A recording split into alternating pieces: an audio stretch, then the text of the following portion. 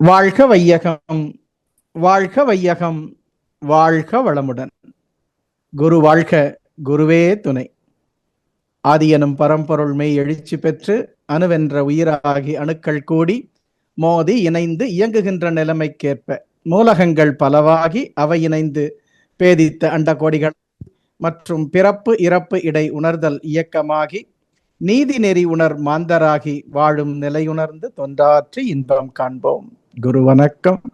தந்தை தாய் ஈருயிரும் ஒன்று சேர்ந்து தழைத்தொரு உடலாகி உலகில் வந்தேன். அந்த ஈருயிர் வினைகள் அறமோ மற்றோ அழித்த பதிவுகளெல்லாம் என் சொத்தாச்சு. இந்த அரும் பிறவியில் முன்வினை அறுத்து எல்லையிலா மெய்ப்பொருளை அடைவதற்கு வந்த ஒரு உதவி குரு உயிரின் சேர்க்கை. வணங்கி குரு திருவடியை வாழ்த்தி வாழ்வோம்.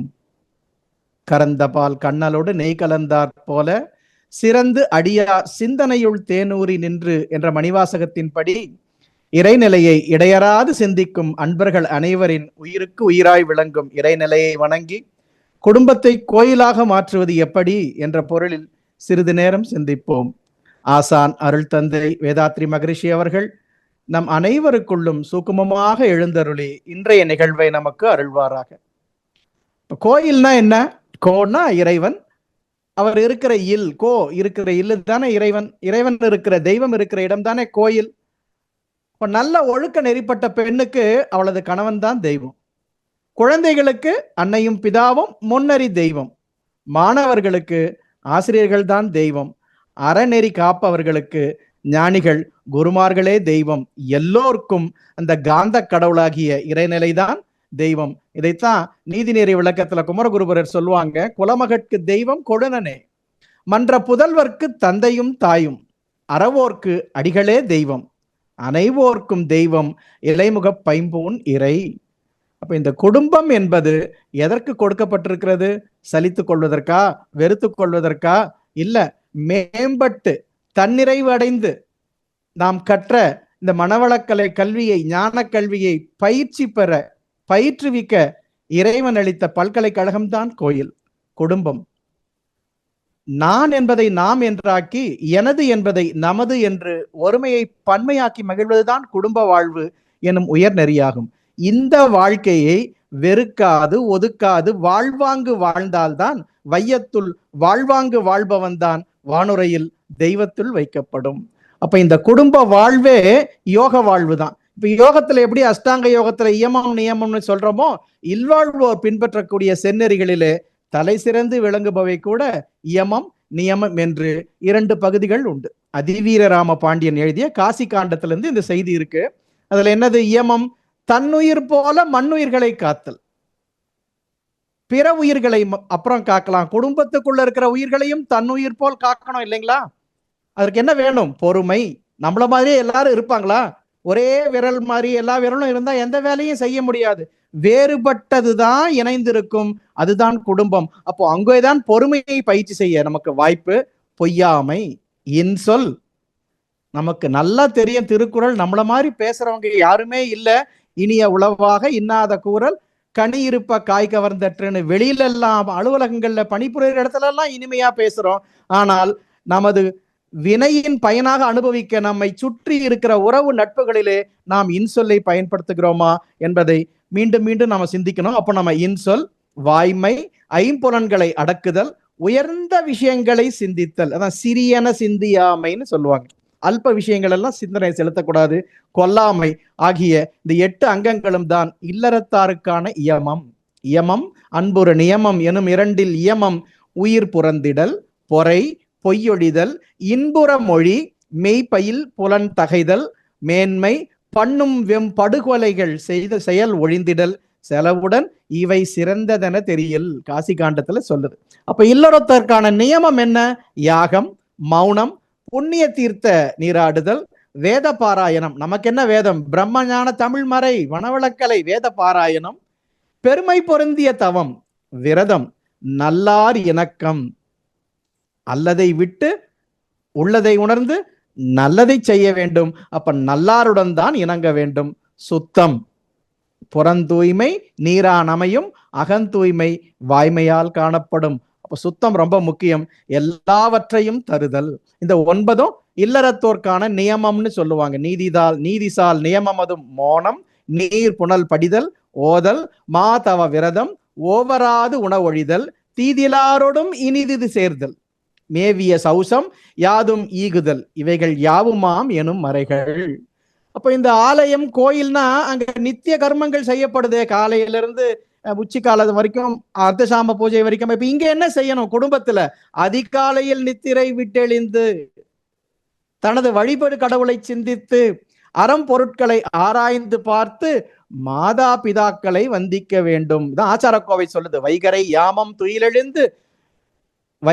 யாமம் துயிலொழிந்து தான் செய்யும் நல்லறமும் ஒன்பொருளும் சிந்தித்து வாய்வதில் தந்தையும் தாயும் தொழுது எழுக என்பதே முந்தையோர் கண்ட முறை. அப்ப இந்த குடும்பம் என்ற இல்லறமாகிய பயணம் குறித்த இடத்திற்கு பிழையின்றி போய் சேர வேண்டுமானால் இந்த வண்டியில் பூட்டிய காளைகள் இரண்டும் ஒரு வழியில் சென்றால்தான் வண்டி குறித்த இடத்திற்கு சேரும், இல்லை என்றால் சேராது. அது போலவே இல்லறம் எனும் வண்டியில் பூட்டிய காளைகள் கணவனும் மனைவியும் கருத்தால் ஒன்றுபட்டு சென்றாலன்றி வீடு பேராகிய பயனை விளைய முடியாது. இதுதான் முனைப்பாடியார் சொல்றாங்க. இப்ப குடும்பத்துல நம்ம இந்த உண்மையெல்லாம் உணர்ந்து பெரும்பாலோர் வாழ்றோமா? சாமிஜி சொல்ற மாதிரி குடும்பம் என்பது ஒருவரை ஒருவர், திருமணம் என்பது ஒருவரை ஒருவர் சபித்துக் கொள்வதற்கான லைசன்ஸ் நினைக்கிறோமே. அதை சண்டை போடுறதுக்காக ஒரு முக்கியமான காரணம் ஏதாவது இருக்கா? சாம்பார்ல உப்பு குறைந்து போனா அதற்கும் சண்டை. இப்ப அருள் தந்தை வாழ்க்கையில இந்த உப்பு இல்லாத சமையல் சாப்பிட்ட நிகழ்வு தான் எல்லாருக்கும் தெரியுமே. அப்ப என்ன சொன்னார் அவரு? நமக்கு ரொம்ப நாள் அவங்க மனைவி கிட்ட சொல்றாங்களே, அம்மா கிட்ட, எனக்கு ரொம்ப நாளா உப்பு இல்லாம சாப்பிடணும் அப்படின்னு ஒரு எண்ணம் இருந்தது, அது இன்னைக்கு நிறைவேறிச்சு. பிறர் குற்றத்தை பெரிதுபடுத்தாமை, தன்னைத்தான் திரித்து கொண்டுதல். இப்ப அல்பமான விஷயங்களுக்கெல்லாம் கணவனும் மனைவியும் சண்டை போட்டு பேசாம இருந்து விட்டா யாருக்கு நஷ்டம்? வாழ்நாளில் ஒரு நாள் போச்சே இன்ப வாழ்க்கையில, அவர்களுக்கு தானே நட்டம். சரி, பெற்றோர் பிள்ளைகள் மட்டும் இனிமையாக வாழ்கிறார்களா? ஒரு அப்பா சொன்னாராம், அங்க நான் வழியில பார்த்தேன், அந்த 5 தலை பாம்புன்னு சொன்னானா. மகன், அப்படி 5 தலையெல்லாம் இருக்காது, நீங்க 6 தலைய பார்த்திருப்பேன்னு சொன்னானா. 5 தலை பாம்பென்பான் அப்பன் 6 தலை என்று மகன் சொல்லிவிட்டால் நெஞ்சு பிரிந்திடுவார், பின்பு நெடுநாள் இருவரும் பகைத்திடுவார், நெஞ்சு பொறுக்குதிலேயே இந்த நிலைகெட்ட மனிதரை நினைந்து விட்டால்னு பாரதியார் பாடுவார். அப்ப இதையெல்லாம் மீண்டு வரணும்னா இப்ப குடும்பத்துல இல்லறத்துல திருமணத்திற்கு குணத்தை விரும்புகிறோமா, புற அழகை விரும்புகிறோமா? இப்ப குணம் இல்லாத அழகிய மனைவியை விரும்பினால் அதிக துக்கம் தான் அடைய வேண்டும். இத வேடிக்கையா சொல்லுவாங்க, ஒருவர் செய்த புண்ணியம் செய்தவனா பாவம் செய்தவனான்னு பார்க்கணும்னா அவனுடைய வாழ்க்கை துணையை பாரு. ஔவையார் அற்புதமான பாட்டு இது. கொடிது கொடிது வறுமை கொடிது, இருக்கிறதுலயே கொடிது வறுமை, அதனினும் கொடிது இளமையில் வறுமை, அதனினும் கொடிது ஆற்றனா கொடுநோய், அதனினும் கொடிது அன்பிலா பெண்டிர், அதை விட கொடியது உண்டான்னாங்க. ஆமா, இன்புற அவர் கையில் உண்பதுதான் அதை விட கொடியதுன்னாங்க. யாருக்கு எப்படி வாய்த்திருக்கிறதோ பாவம். மங்கையர்கள் மலர் போன்றவர்கள், அதிலிருந்து வரக்கூடிய மனத்தை நுகர்ந்து உய்வதுதான் அவர்தம் மணவாளன். மற்ற எல்லா மலர்களிலிருந்தும் வருவது வெறுமனம், இந்த மங்கையரிடமிருந்து வருவதுதான் திருமணம். அதனால தான் இந்த திருமணத்தின் போது மணமக்கள் இறை சிந்தனையோடு ஒருமைப்பட்டு மனதோடு இருக்க வேண்டும். அப்பொழுதுதான் வாழ்வு செழிக்க வேண்டும். இப்போ நடக்கிறதெல்லாம் நினைச்சு பாருங்க. திருமணத்தின் போது என்னென்ன நிகழ்வுகள், என்னென்ன நினைவுகளில் இருக்கிறார்களோ. முற்காலத்துல எல்லாம் பையனுக்கு அப்பா அம்மா இருக்குதுன்னா பெண் கொடுப்பாங்க, பெண்ணு நல்லா பார்த்துப்பாங்க, பெரியவங்க இருக்காங்கன்னு. ஆனா இப்போ அப்பா அம்மா இல்லைன்னா தான் பெண் கொடுக்குறாங்க. பெண் கேட்பதற்கு அந்த காலத்துல அறிவுடைய பெரியவர்கள் வருவார்கள். இப்ப யார் வராங்க? புரோக்கர்கள். திருமணமோ பெண்ணோ விற்கின்ற பொருளா? காலத்தின் கோலம். இதனால் தான் பல்வேறு விதமான சிக்கல்கள் உண்டாகின்றன. திருமணத்தை ஞானாசிரியர் தான் முடிவு செய்ய வேண்டும். பெரியோருடைய அனுபவத்தை பெற்று அதன் வழியில் தான் வாழ வேண்டும். இதைத்தான் சாமிஜி சொல்றாங்க. திருமணங்கொள் வயதுடைய ஆண்கள் பெண்கள் தெளிவாக அவர்கள் இல்லறம் ஏற்பதன் முன் பருவத்தின் வேகத்தை அமைதியோடு பயன்படுத்தும் பொறுப்புணர்ச்சி பெறுவதற்கு இருவருமே உடல் நலத்தை எதிர்காலத்தில் எப்படி எவ்வித முறையாய் பாதுகாத்து வருவதெனும் வாழ்க்கை அனுபவங்கள் தம்மை வகையாக போதிப்பார் வயதில் மூத்தோர். இது எப்ப நடக்கும்? இந்த மூத்தோர் அவர்களெல்லாம், முதியவர்களெல்லாம் இல்லத்தில் இருந்தால்தான் நடக்கும். முதியோர் இல்லத்தில் முதியவர்கள் இருந்தால் இது எப்படி நடக்கும்? உலகத்துல பெரும்பாலோர்கள் கல்யாணம் செய்து கொள்வதை ஒரு சாதாரண விஷயம்னு நினைக்கிறாங்க. அதனாலதான் இப்போ இளம் தலைமுறையெல்லாம் என்ன பண்றாங்க, நான் இன்னும் லேட்டா கல்யாணம் பண்ணிக்கிறேன், லேட்டா கல்யாணம் பண்றேன், டைம் என்ஜாய் பண்றேன்னு திருமணத்தை தள்ளி போடுறாங்க.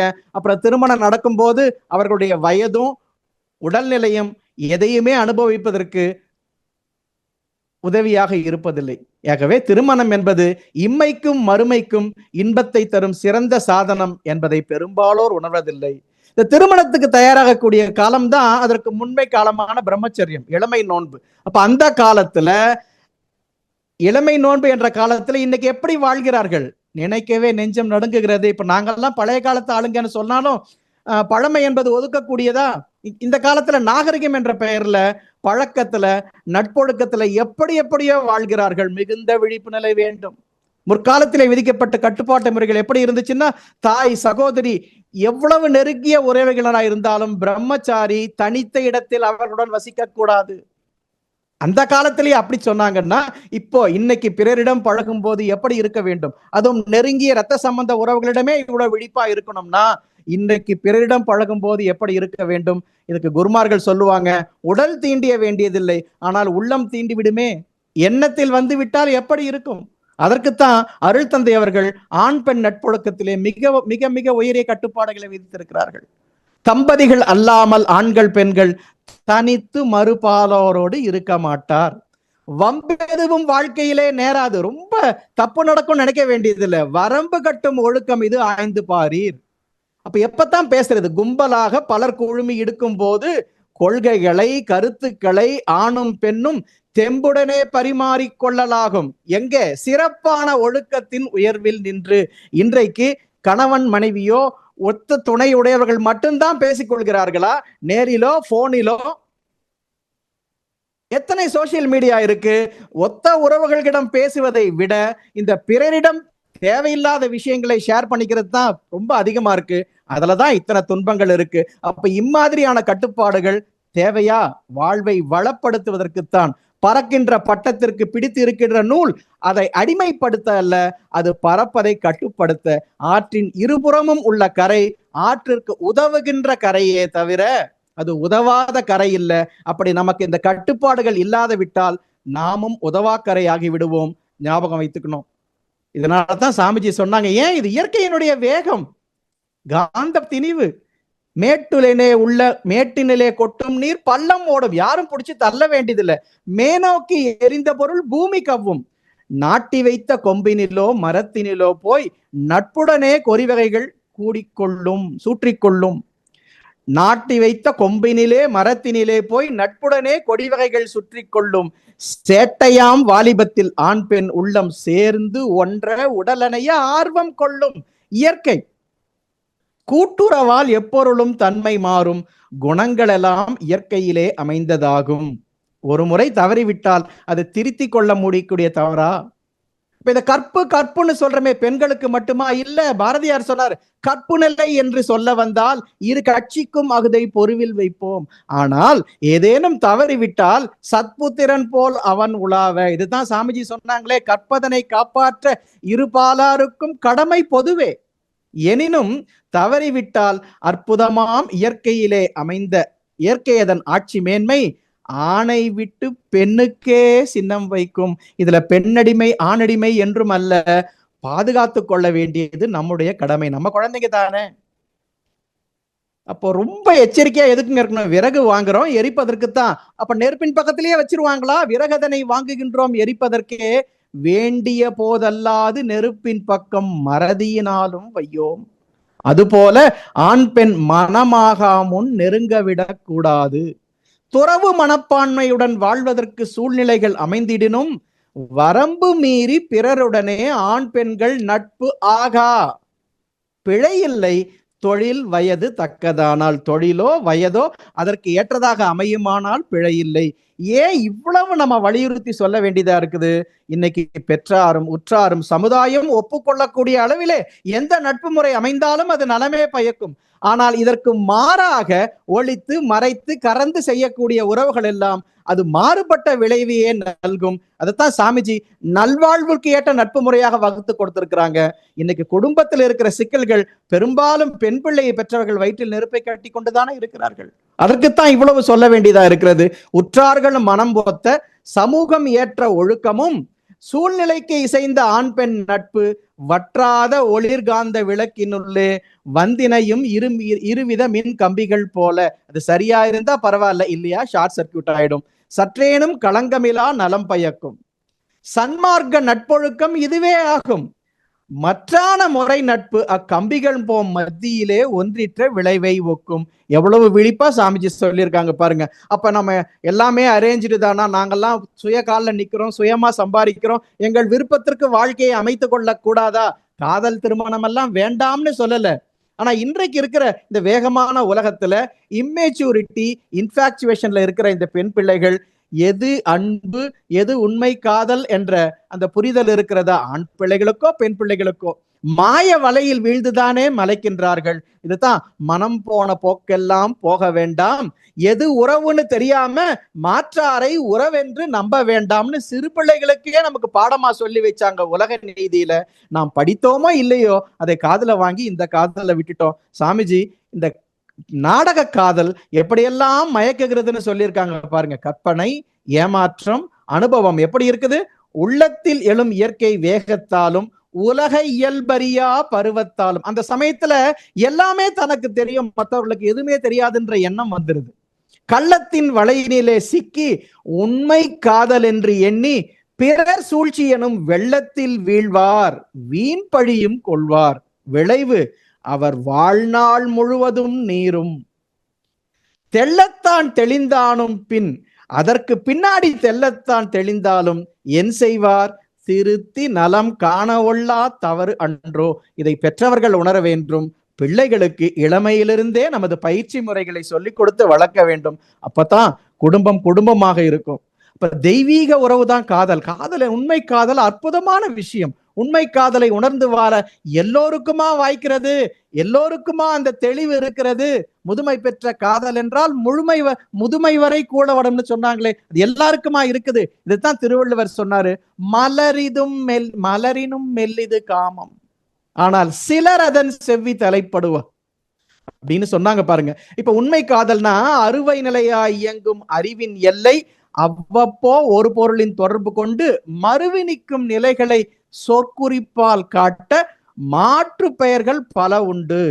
அவற்றுள் ஆண் பெண் இருவர் உளம் ஒன்றுபட்டு உலகில் வாழ எண்ணத்தால் முடிவு கொண்டோ செயலில் கொண்டோ ஒருவருக்கு ஒருவர் உடல் பொருளோடு ஆற்றல் உவந்து அர்ப்பணித்து உளநிலையே காதல். இப்படி எத்தனை பேர் வாழ்கிறார்கள்? ஆரம்பத்துல இருக்கு, அப்புறமா வெளுத்து போயிடுதுங்களே. அப்ப இந்த திருமண வாழ்க்கை நிறைவாக அமைந்து அதனுடைய பயன் என்ன? செல்வத்து பயனே ஈதல். திருமணம் செய்தனுடைய முக்கியமான பயனே வீட்டிற்கு வருகிற விருந்தினரை உபசரிக்கத்தான்.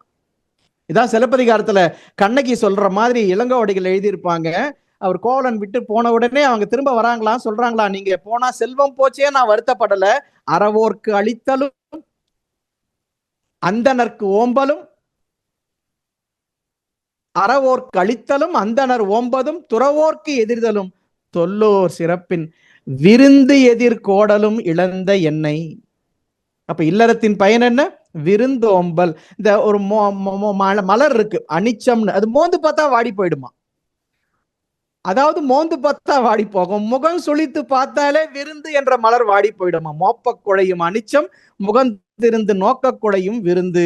அப்ப அந்த விருந்தினர்கள் ஒன்னாடி, விருந்துன்னா புதுமைன்னு அர்த்தம். நம்ம சொந்தக்காரங்கள் எல்லாம் விருந்தினர் நினைச்சுக்கிறோம். உண்மையில இதுவரை வராதவங்க, அவங்க சொல்றவங்க எல்லாம் சொல்லிட்டு டேட்டு டைம் மெசேஜ் அனுப்பிச்சிட்டு வரவங்க எல்லாம் விருந்தினர் கொள்ள முடியாது. ஆனா நம்ம இப்ப வைத்துக் கொள்கிறோம். திதி சொல்றாங்கல்ல, தேதி, இந்த திதி எப்ப என்னைக்கு வரேன்னு சொல்லாம வரவங்க தான் அதிதி, அதிதின்னு சொல்லுவாங்க. அப்படி வருகிற விருந்தினர்கள் முன்னால கணவனும் மனைவியும் முகத்தை கோண வைக்கலாமா? அது இல்லறத்திற்கு அழகா? அந்த காலத்துல சண்டை இருந்தா என்ன பண்ணுவாங்களா, கணவன் மனைவிக்குள்ள யாருன்னா விருந்தினர்களை கூட்டிட்டு போயிடுவாங்களாம். அவங்க முன்னாடி முகம் சுழித்து பேச முடியாத சமரசம் ஆயிடுவார்களாம். ஆனா மனமுடையவர்களுக்கெல்லாம் அது சொல்ல முடியுமா? மானம் உடையவர்களுக்குத்தான் அப்படி பார்த்து நடந்து கொள்வது. இன்னைக்கு எல்லாமே வரைமாறி போயிட்டு இருக்கு. பிற துன்பம் போக்கு அன்பு என்கின்ற ஈகை யார் தான் செய்ய முடியும்? இல்லறத்தார் தான் பெரும்பாலும் செய்ய முடியும். அப்ப பொருளை வறியவர்க்கு ஈந்து தர்மம் புரிந்து அருளாக மாற்றிவிட வேண்டும். அதான் அருணகிரிநாதர் சொன்னார், எங்காயினும் வரும் ஏற்பவர்க்கு இட்டது இத்துவக்கும் இன்பம் அறியார்கள்னு திருவள்ளுவர் சொல்வார். இது எல்லாருக்கும் கொடுத்துக்கிட்டே இருந்தா அப்ப நமக்கு வேண்டாமா? இயல்வது கரவேல் ஈவது விலக்கேல். கணவனோ மனைவியோ இந்த ஈகை செய்யும் போது பிறர் அதை மற்றவர்கள் உதவி செய்யணுமே தவிர தடுக்க கூடாது. எல்லாமே போயிட்டா நமக்குன்னு 4 காசு வேணாங்களா, எப்படி கொடுக்கறதுன்னு கேட்பாங்க. இதுக்கு வாரியார் சாமிகள் ஒரு அழகா கதை சொல்லுவாங்க. ஒரு பெரிய பணக்காரர் இருந்தாரு. எவ்வளவோ செல்வம் கோடிக்கணக்குல இருக்கு. அவர் அப்பப்ப தர்மம் செய்வாரு. அந்த அம்மா தடுத்துருவாங்க. எதுக்கு எடுத்தாலும் இது சொன்ன மாதிரி நமக்குன்னு 4 காசு வேணாமா, எல்லாம் கொடுத்துக்கிட்டே இருந்தான்னு. அப்ப அவர் என்ன பண்ணுவார், அந்த அம்மாவுக்கு தெரியாத தர்மங்களை செய்துட்டு இருந்தாங்க. அப்ப மனசு வேதனை, இவங்க ஒப்பி செய்தாதானே நல்லா இருக்கும் அப்படின்னு. ஒரு நாள் திடீர்னு ஆபீஸ்ல இருந்து வந்தாங்க. இந்த கத்திரி வெயில், மத்தியானம் 12 மணி. அவங்க அம்மா வீட்டுல இருந்து மெசேஜ் வந்திருக்கு, உடம்பு சரியில்லையா, வா வா போலாம் அப்படின்னு. கார் எங்கெங்க, அந்த அம்மா நல்லா பெருசா இருப்பாங்க, கார் எங்கெங்க, அது பெட்ரோல் போட்டுட்டு வருது, வழியில ஏத்திக்கலாம்னு சொல்லி நிழல் இல்லாத வழியா கூட்டிக்கிட்டு போறாங்க. அந்த அம்மா கதறாங்களாம், எங்க நிழலை காட்டுங்க, நிழலை காட்டுங்க, வெயில் தாங்க முடியலையேன்னு. அப்ப சொல்லுவாங்க, எவ்வளவு அழகா இந்த உடம்ப வளர்த்து வச்சிருக்கியே பாரு, உன்னோட நிழல் தெரியுது பாரு, உன் நிழல்ல ஒதுங்கிக்கோன்னு சொன்னாங்களாம். என் நிழல் எனக்கு உதவுமான்னு கேட்டாங்களாம். பாலும் சோறும் நெய்யும் தயிரும் போட்டு வளர்த்த உன் உடம்பில் நிழல் உனக்கு உதவவில்லைன்னா இன்னொருத்தருடைய நிழல் தானே உனக்கு உதவும். அப்ப நம்ம பொருள் நமக்கு உதவுமா, பிறர்க்கு இட்ட பொருள் தானே உதவும்னு சொன்னாங்களாம். அப்ப இருந்து அந்த அம்மா திருந்தினாங்கன்னு அந்த கதையை முடிப்பார் சுவாமி.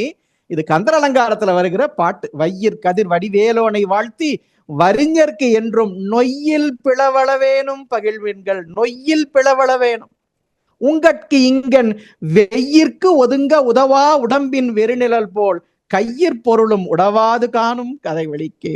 என்ன அற்புதமான பாட்டு பாருங்க. அடுத்த உறவுகள்ல பாத்தீங்கன்னா முக்கியமா யார் தான் இருக்கிறதுங்க, பெண்ணுக்கு பெண்ணே எதிரி அப்படின்னு ஆயிப்போச்சு. ஆனா அப்படி இருக்கலாமா? சில வீடுகள்ல மாமியாரும் மருமகளும் சேர்ந்து இருக்கும் போது பாருங்க, இந்த மகளும் மருமகனும் இனிமையா இருந்தா அந்த அம்மா ரொம்ப சந்தோஷப்படுறாங்க. சில வீடுகள்லயா, பல வீடுகள்லயா.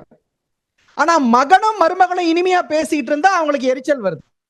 ஒரு அம்மா அவங்க மருமகனை பத்தி சொல்றாங்க, எங்க மாப்பிள்ள ரொம்ப தங்கம், என் பொண்ணு என்ன சொன்னாலும் கேட்பாருன்னு.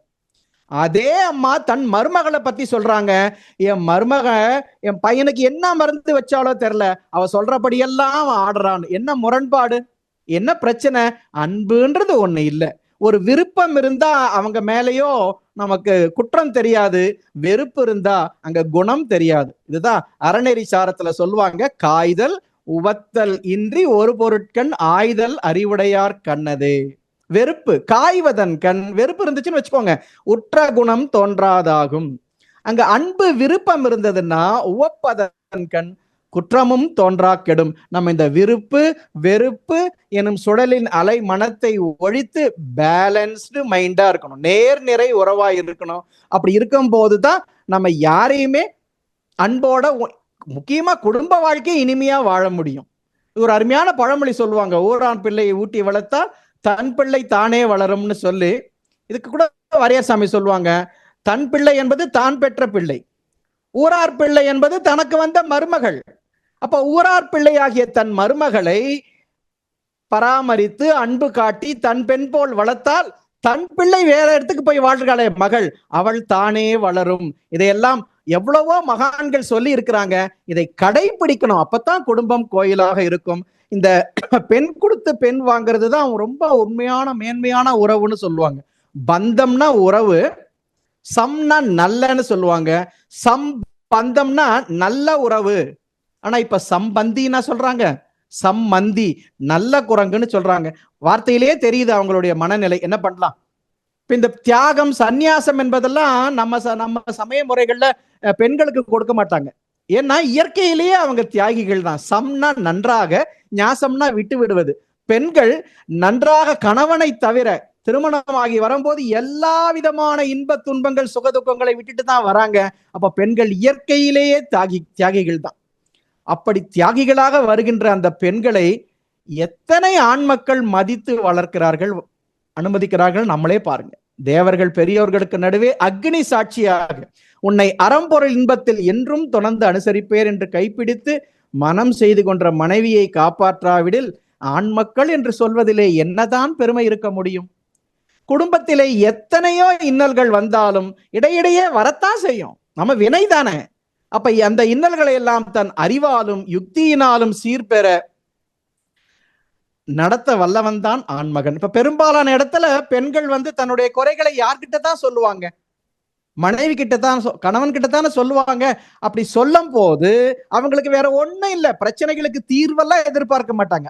அவங்க ஃபீலிங்ஸை வென்டிலேட் பண்ணணும், அவங்க உணர்வுகளை ஷேர் பண்ணணும். பொறுமையா அன்பா உட்காந்து கணவன் அப்படியா அப்படி அதெல்லாம் ஒண்ணும் இல்லை, சரியாயிடும், அதெல்லாம் இப்படி பாசிட்டிவா சொன்னாலே போதும்.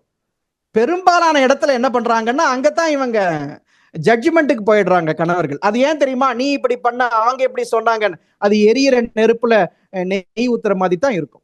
நம்ம முதல்ல யார்கிட்ட எப்படி பேசணும், பழகணும், அவர்களுடைய உடல்நிலை என்ன, மனநிலை என்ன, குணநிலை என்ன, வயது எப்படி, அதுல என்னென்ன ஹார்மோன் சேஞ்சஸ் வரும், இது எல்லாம் தெரிந்து, இன்னும் சொல்ல போனா மனவள கலைஞர்களுக்கு இதெல்லாம் தெரிந்திருக்கணும் இல்லைங்களா? மாதா பிதாக்கள் எப்படியோ அப்படித்தானே மக்கள்கள். போட்டோ பிடிக்கிறதுக்கு முன்னாடி நல்லா மேக்கப் போட்டுக்கிட்டு செம்மையா இருந்தா போட்டோ அழகா வரும். அது போல நீங்கள் என்ன எண்ணத்தோடு மனைவியோடு வாழ்கிறீர்களோ அதே குணமுடைய குழந்தைகள் தான் பிறக்கும். உங்களுடைய போட்டோ தான் குழந்தை. எப்ப பார்த்தாலும் சினிமா. இன்னைக்கு உலகத்துல, இன்னைக்கு காலத்துல இதை பற்றி பேசியே ஆக வேண்டுமே. எதை பார்த்தாலும் எல்லாத்திலையும் ரெஃபரன்ஸ் சினிமா சினிமா சினிமான்னு சொல்லி அது வயிற்றுல குழந்தை இருக்கும் போதும் பார்த்து கொண்டே இருந்தால் அந்த காதல் காட்சிகளில் நடிக்கக்கூடிய நட்சத்திரங்கள் பார்க்கும் ரசிகர்களுக்கு மானசீக காதலர்களாக இடம்பெற்று வருவார்கள். அப்படி அடிக்கடி பார்த்து பார்த்து பழகி கொண்ட குடும்பத்தவர்கள் தங்கள் வாழ்வில் இயல்பாக, உயர்வாக, ஒழுங்காக அமைந்த காதல் இன்பத்தை விருப்பத்தோடு நுகர முடியாது. இப்படி பார்க்கிறவர்கள் எல்லாம் அந்த உணர்வுகளாக, எண்ணங்களாக கருமையத்தில் பதிந்துவிடும். அதனால் விளையக்கூடிய விளைவு என்ன? குழந்தைகளின் குணநலம் மாறும், உடல் நலம் மாறும், மனவளம் மாறும். இன்னைக்கு நடக்கிற கேவலங்கள் எல்லாம் இப்படி பெற்றோர்களோ மற்றோர்களோ எத்தனையோ காலமாக கருமையத்தில் பதிந்து வைத்த திரைப்படத்தினால் வருகிற விஷம் தானே. இப்ப கூட விழித்துக் கொள்ளவில்லை என்றால் எப்படி? இப்படியெல்லாம் பார்த்து பார்த்து தான் வாழ்க்கையை வாழ்கிறார்கள். கல்யாணத்துக்கு முன்னாடி சினிமா, கல்யாணம் ஆன உடனே சினிமா. கல்யாணம் ஆன உடனே கோயிலுக்கு போவாங்களா, அறிவுத்தூர் கோயில் போவாங்களா, பயிற்சி கத்துப்பாங்களா, சினிமாவுக்கு போவாங்களா? பட்னத்தார ஒரு அருமையான பாட்டு இது. ரொம்ப 7வது 8வது படிக்கும்போது படிச்சதுன்னு நினைக்கிறேன். நாப்பிளக்க பொய்யுரைத்து நவநிதியம் தேடி. பொய் சொல்லி சொல்லி நாக்கே பிளந்து போயிடுமா. இன்னொன்னு ரெட்ட நாக்குன்னு சொல்றாங்கல்ல, நாப்பிளக்க, அவங்க தாங்க பொய் சொல்றாங்க. நாப்பிளக்க பொய்யுரைத்து நவநிதியம் தேடி நலனொன்றும் அறியாத நாரியரை கூடி. எந்த இன்பமுமே தெரியாத, கண்டதே காட்சி கொண்டதே கோலம்னு வாழ்கிற அப்படி பெண்களோட வாழ்ந்து ஒரு குழந்தை இல்லை. பூப்பிளக்க வருகின்ற புற்றீசல் போல புல புலன கலகலன புதல்வர்களை பெறுவீர். இவங்களோட ஜெராக்ஸ் தானே. அது எப்படி இருக்கும்? விட்டுருவாங்களா? காப்பதற்கும் வகையறியீர், கைவிடவும் மாட்டீர். ஒரு மரத்தை அறுக்கும் போது பாதியில விட்டுட்டு லஞ்சுக்கு போறாங்க, அடுத்த நாள் அறுத்துக்கலாம், அந்த ஆப்ப வச்சுட்டு போறாங்கல்ல. கவர் பிறந்த மலத்துறையில் கால் நுழைத்து கொண்டு ஆப்பதனை அசைத்து விட்ட குரங்கதனை போல அகப்பட்டீர் கிடந்துழல அகப்பட்டீர். நம்ம வாழ்க்கையை அப்படியே படம் பிடிச்சிருக்காரு பாருங்க. இப்ப நாம இன்னைக்கு, அந்த காலத்திலேயே மகான்கள் 1950கள் 60களிலேயே சொல்லியிருக்காங்க இந்த திரைப்படத்தை ஒழிக்க நம்ம பார்த்து மயங்க வேண்டாம்னு சொல்லி. சாமிஜி அதில் எவ்வளவோ சீர்திருத்தல் சொல்றாங்க. இப்ப நம்ம தான் அதை விழிப்பா இருந்து கடைபிடிக்கணும். அப்ப இன்பம் என்பது செல்வத்தில் இருக்கிறதா? இல்லவே இல்லை. இன்பம் செல்வத்தில் இல்லை. அது எங்கே இருக்கிறது? ஒற்றுமையில் தான் இருக்கிறது. கருத்தொற்றுமையால் தான் காதல் வாழ்க்கை சிறக்கும். கணவனும் மனைவியும் ஒற்றுமையோடு நடக்க வேண்டும். எப்படி? யார் ஒருத்தரை இன்னொருத்தர் அடக்கிறதுன்னு இல்லை.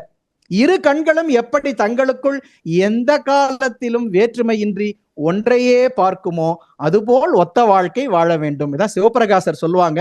காதல் மனையாளும் காதனலும் மாறின்றி தீதிலொரு கர்மம் செய்யவே ஓதுகலை எண்ணிரண்டும் ஒன்றுமதி எண்முகத்தாய் நோக்கரான் கண்ணிரண்டும் ஒன்றையே கான். ரெண்டும் ஒன்னதானே இருக்கு. இதுதான் அந்த காலத்துல எழுதின பாட்டு இது. இருவிழி போன்ற இணை நீவீர் காணும் ஒளி காட்சி ஒன்றே உணர். ரெண்டு கண்ணு இருந்தாலும் ரெண்டு காட்சியா தெரியும். அப்ப மகன் பிறக்கணும்னாவே இப்படி ஒத்து வாழணுமே. மகான் பிறக்கணும்னா அந்த பெற்றோர் எப்படி வாழ்ந்திருப்பாங்க? சாமிஜி பிரம்மஞானத்துல பாட்டுல எழுதுறாங்களே, எப்படி தவம் செய்து பிறந்திருந்தால் இந்த மகான் அவதரித்திருப்பார். இறைவனை மனதில் கொண்டு ஏழ்மையில் வாழ்க்கை செய்து.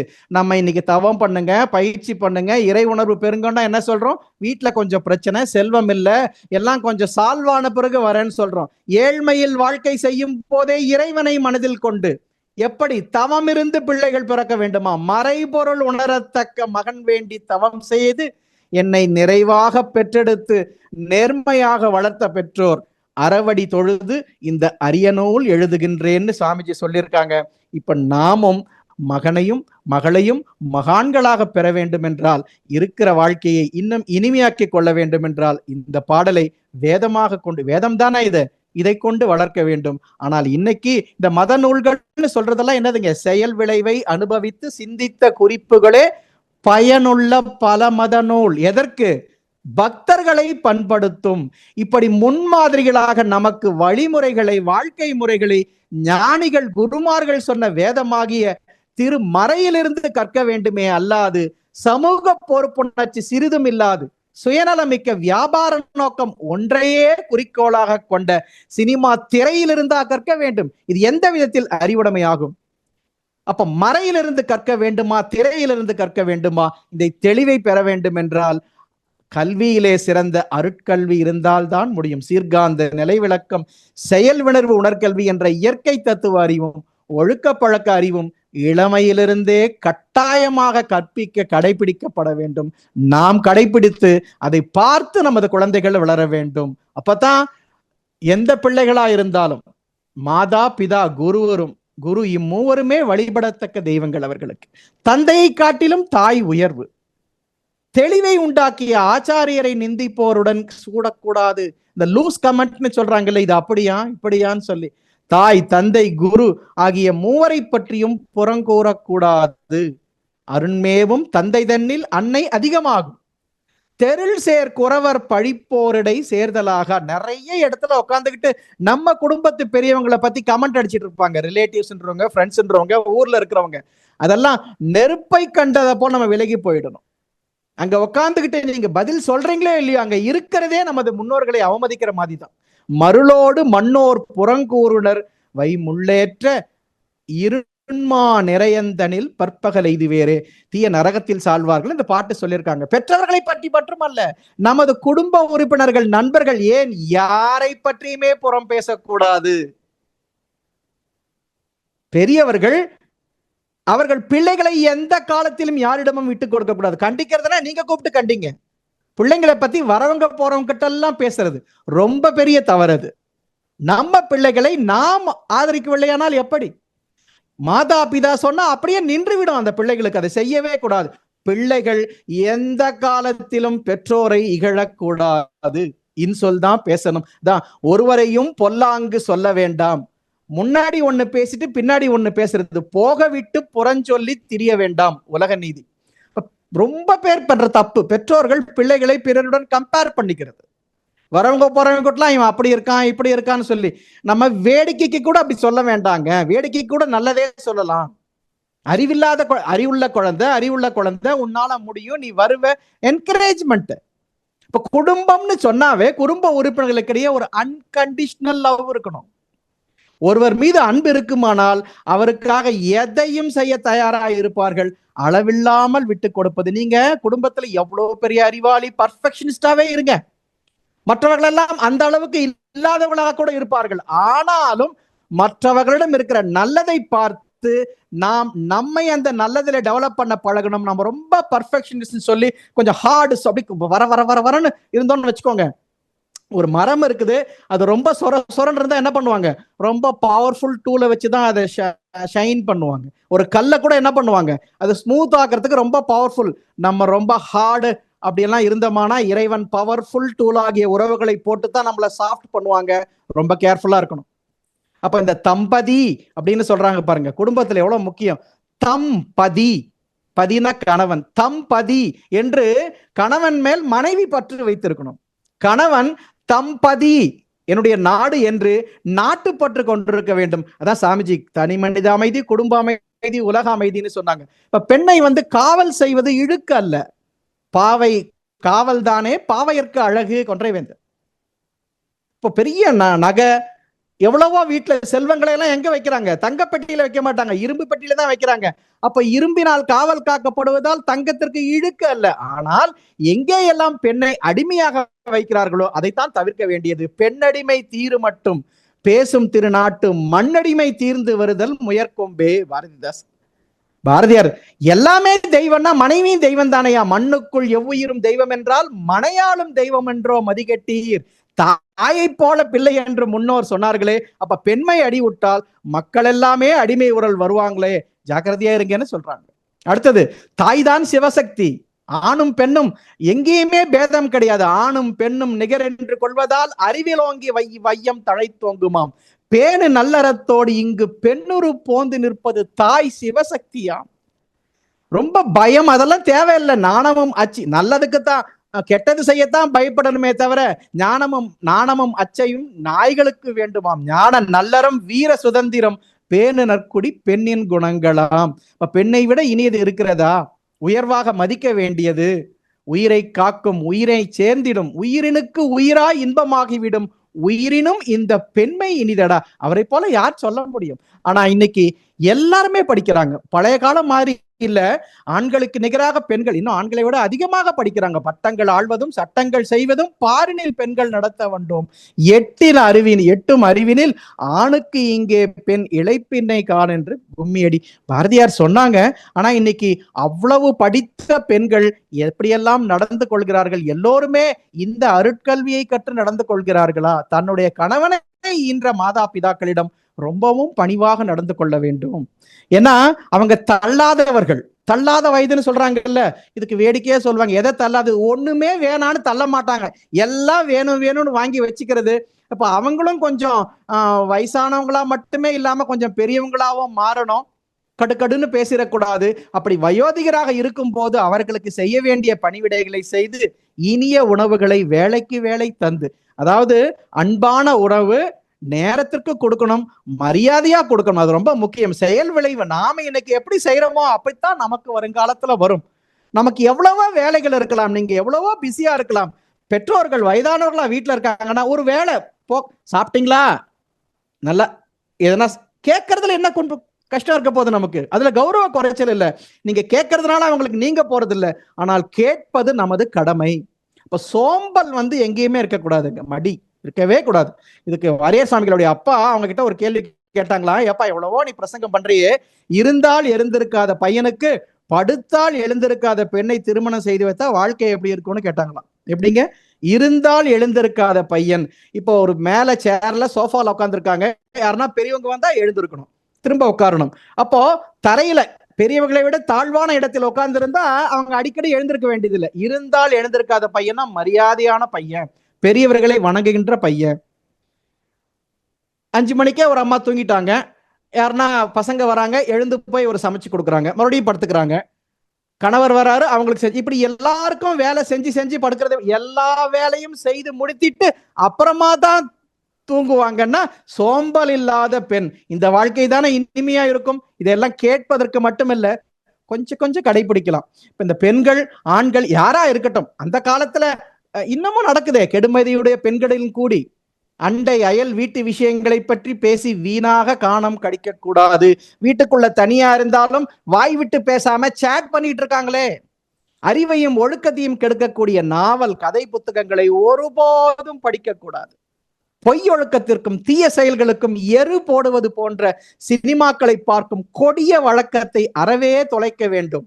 இப்ப எப்படி எங்க பார்த்தாலும் இருக்கே டான்ஸ் பாட்டு. சாமிஜி எப்படி சொல்லியிருக்காங்க? கூட்டமாக ஆடும் நடனங்கள் அன்றி கும்பலுக்கு முன் நின்றோ பெண்ணோ ஆடும் நாட்டியமும் ஆடார் பாட்டும் பாடார். உலக சமாதான காலத்துல எப்படி வரும்னு சொல்றாங்க. நல்வாழ்வில் இம்முறையும் ஒழுக்கமாகும். வீட்டினுள்ளே தம்பதிகள் உளக்களிப்பால். ஆணும் கணவனும் மனைவியும் எப்படி வேண்டுமானாலும் இருக்கலாம், கட்டுப்பாடுகள் இல்லை. வீட்டினுள்ளே தம்பதிகள் உளக்களிப்பால் வேண்டும் போல் ஆடிபாட தடைகள் இல்லை. எப்படி வேண்டுமானாலும் இருக்கிறாம்னா பிறர் பார்ப்பதற்கு அல்ல, தங்களுக்குள்ளே ஏட்டினிலே விதித்த இக்கட்டுப்பாடு எங்கெங்கும் செயலாகும் அக்காலத்தில். இப்படி எல்லாம் சாமிஜி கட்டுப்பாடு சொல்லியிருக்காங்கன்னு நாம முதல்ல தெரிந்துக்கணும் இல்லைங்களா? அப்ப பெண்கள் புகுந்த வீட்டிற்கும் பெருமை சேர்க்கணும், பிறந்த வீட்டிற்கும் பெருமை சேர்க்கணும். தனக்கு பெண் குழந்தைகள் இருந்தால் எப்படி வளர்க்கணும், ஒவ்வொருவரையும் நல்லறிவு கொழுந்துகளாகி கற்பு கலனழிந்து கணவரிடம் வாழுமாறு பயிற்சி செய்ய வேண்டும். பெண்களுக்கு கல்வி ரொம்ப அவசியம். இன்னைக்கு எழுத்தறிவு, தொழிலறிவு கல்வி எல்லா இடத்துலயும் இருக்கு. இந்த அருட்கல்வி இருக்கணும் இல்லைங்களா? பெண் குடும்பத்தை பாதுகாப்பதற்கும், மக்களை பாதுகாப்பதற்கும், உலகத்தை பாதுகாப்பதற்கும், ஏன் கல்வியை பாதுகாப்பதற்குமே பெண் கல்வி வேண்டும். பாவேந்தர் சொல்லுவார், பெண்கட்கு கல்வி வேண்டும் கொடுத்தனம் பேணுதற்கே, பெண்கட்கு கல்வி வேண்டும் மக்களை பேணுதற்கே, பெண்கட்கு கல்வி வேண்டும் உலகினை பேணுதற்கே, பெண்கட்கு கல்வி வேண்டும் கல்வியை பேணுதற்கே. கல்வி இல்லைன்னா அந்த பெண்கள், கல்வி இல்லாத பெண்கள் நிறைந்த சமுதாயம் எப்படி இருக்கும்?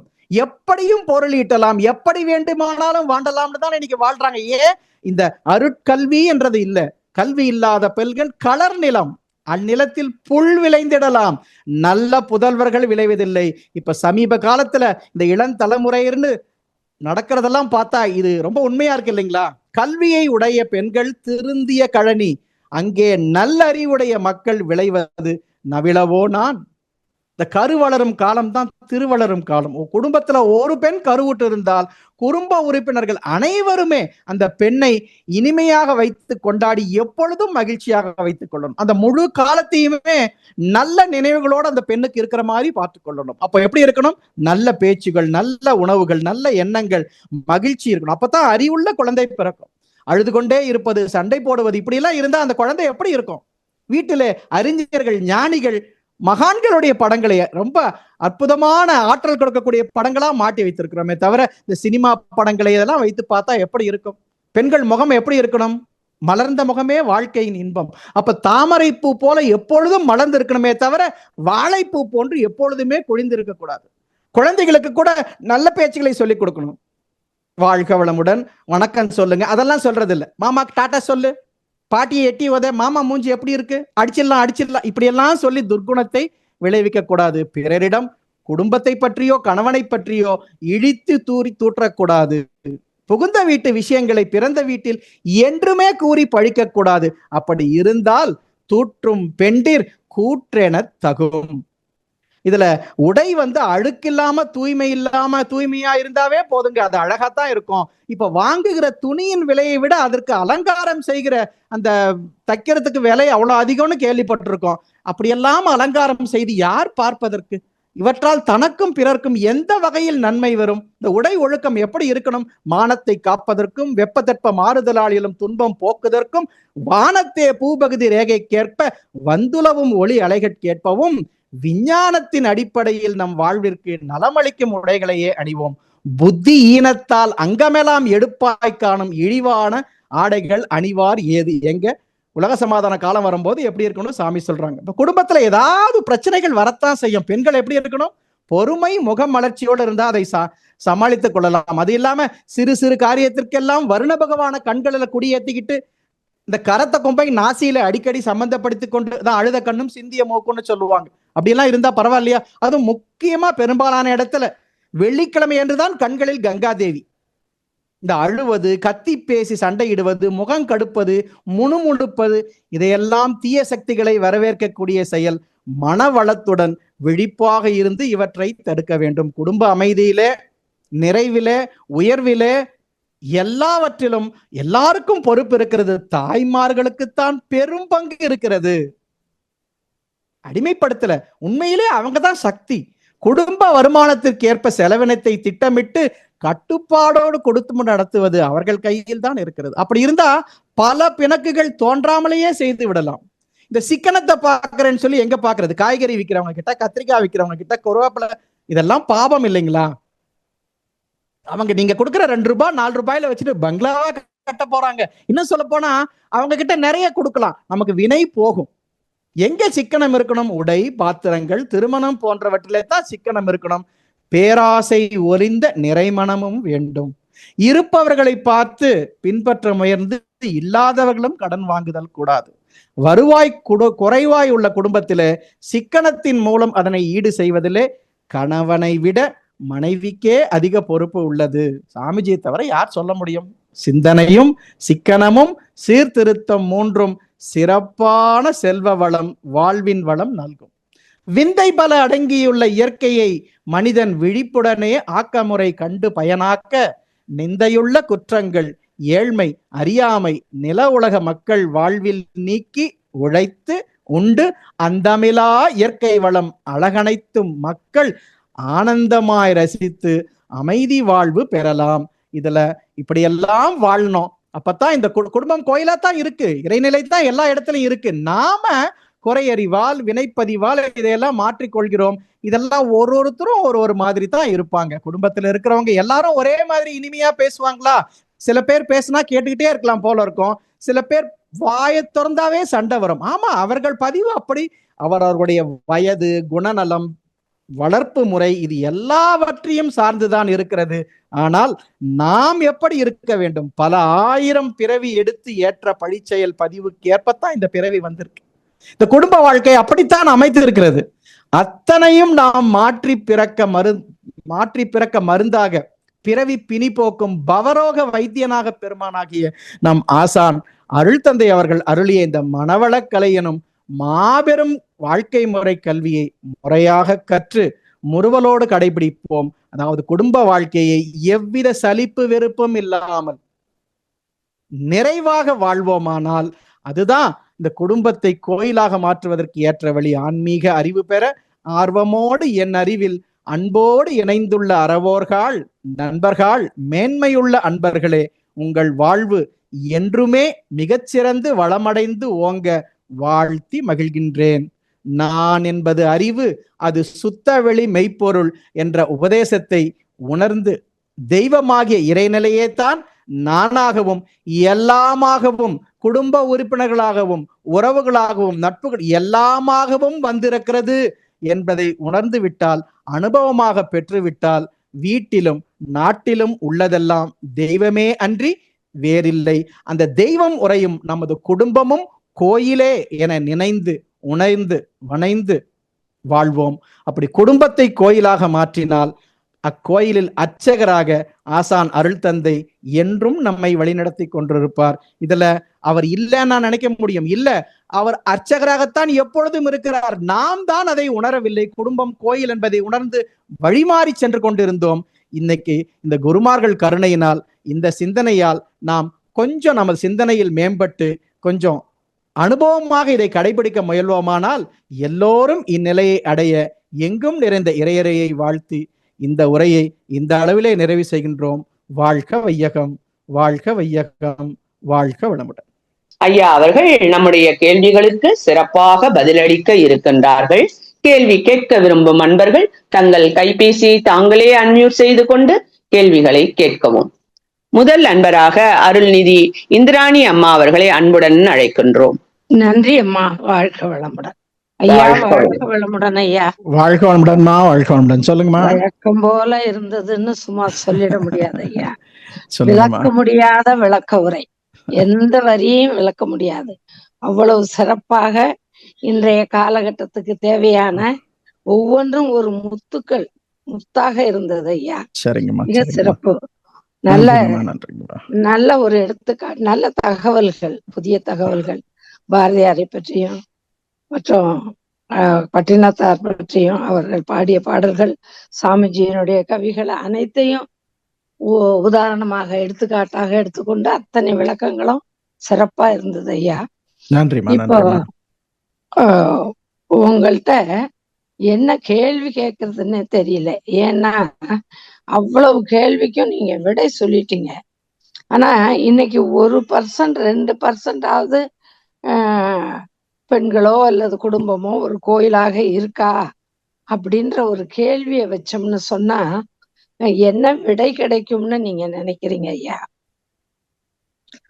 வாழ்க வளமுடன்மா. குடும்பத்துல மாசா இறைவனை உணரல அப்படின்னா அப்ப அங்க இறைவன் இல்லைன்னு அர்த்தமா என்ன? நாம் இறைவன் தான் நாம வந்திருக்கோம்னு சொல்லி நமக்கு தெரியலன்னா இறைவன் இல்லைன்னு அர்த்தமா என்ன? இல்ல இல்ல, அப்படி குடும்பம் கோயிலாத்தான் இருக்குன்றதே தெரியாது. இதுதான் சொல்லுவாங்க. அது நல்ல நம்ம அருட்பெயர் ஆற்றல்னு சொல்றோம். நாம் அமர்ந்துள்ள இடத்தை சுற்றிலும் நல்ல தெய்வீக ஆற்றலே நிரம்பின. அதற்கு மாறான சக்திகள் எவ்வளவோ இருக்கு.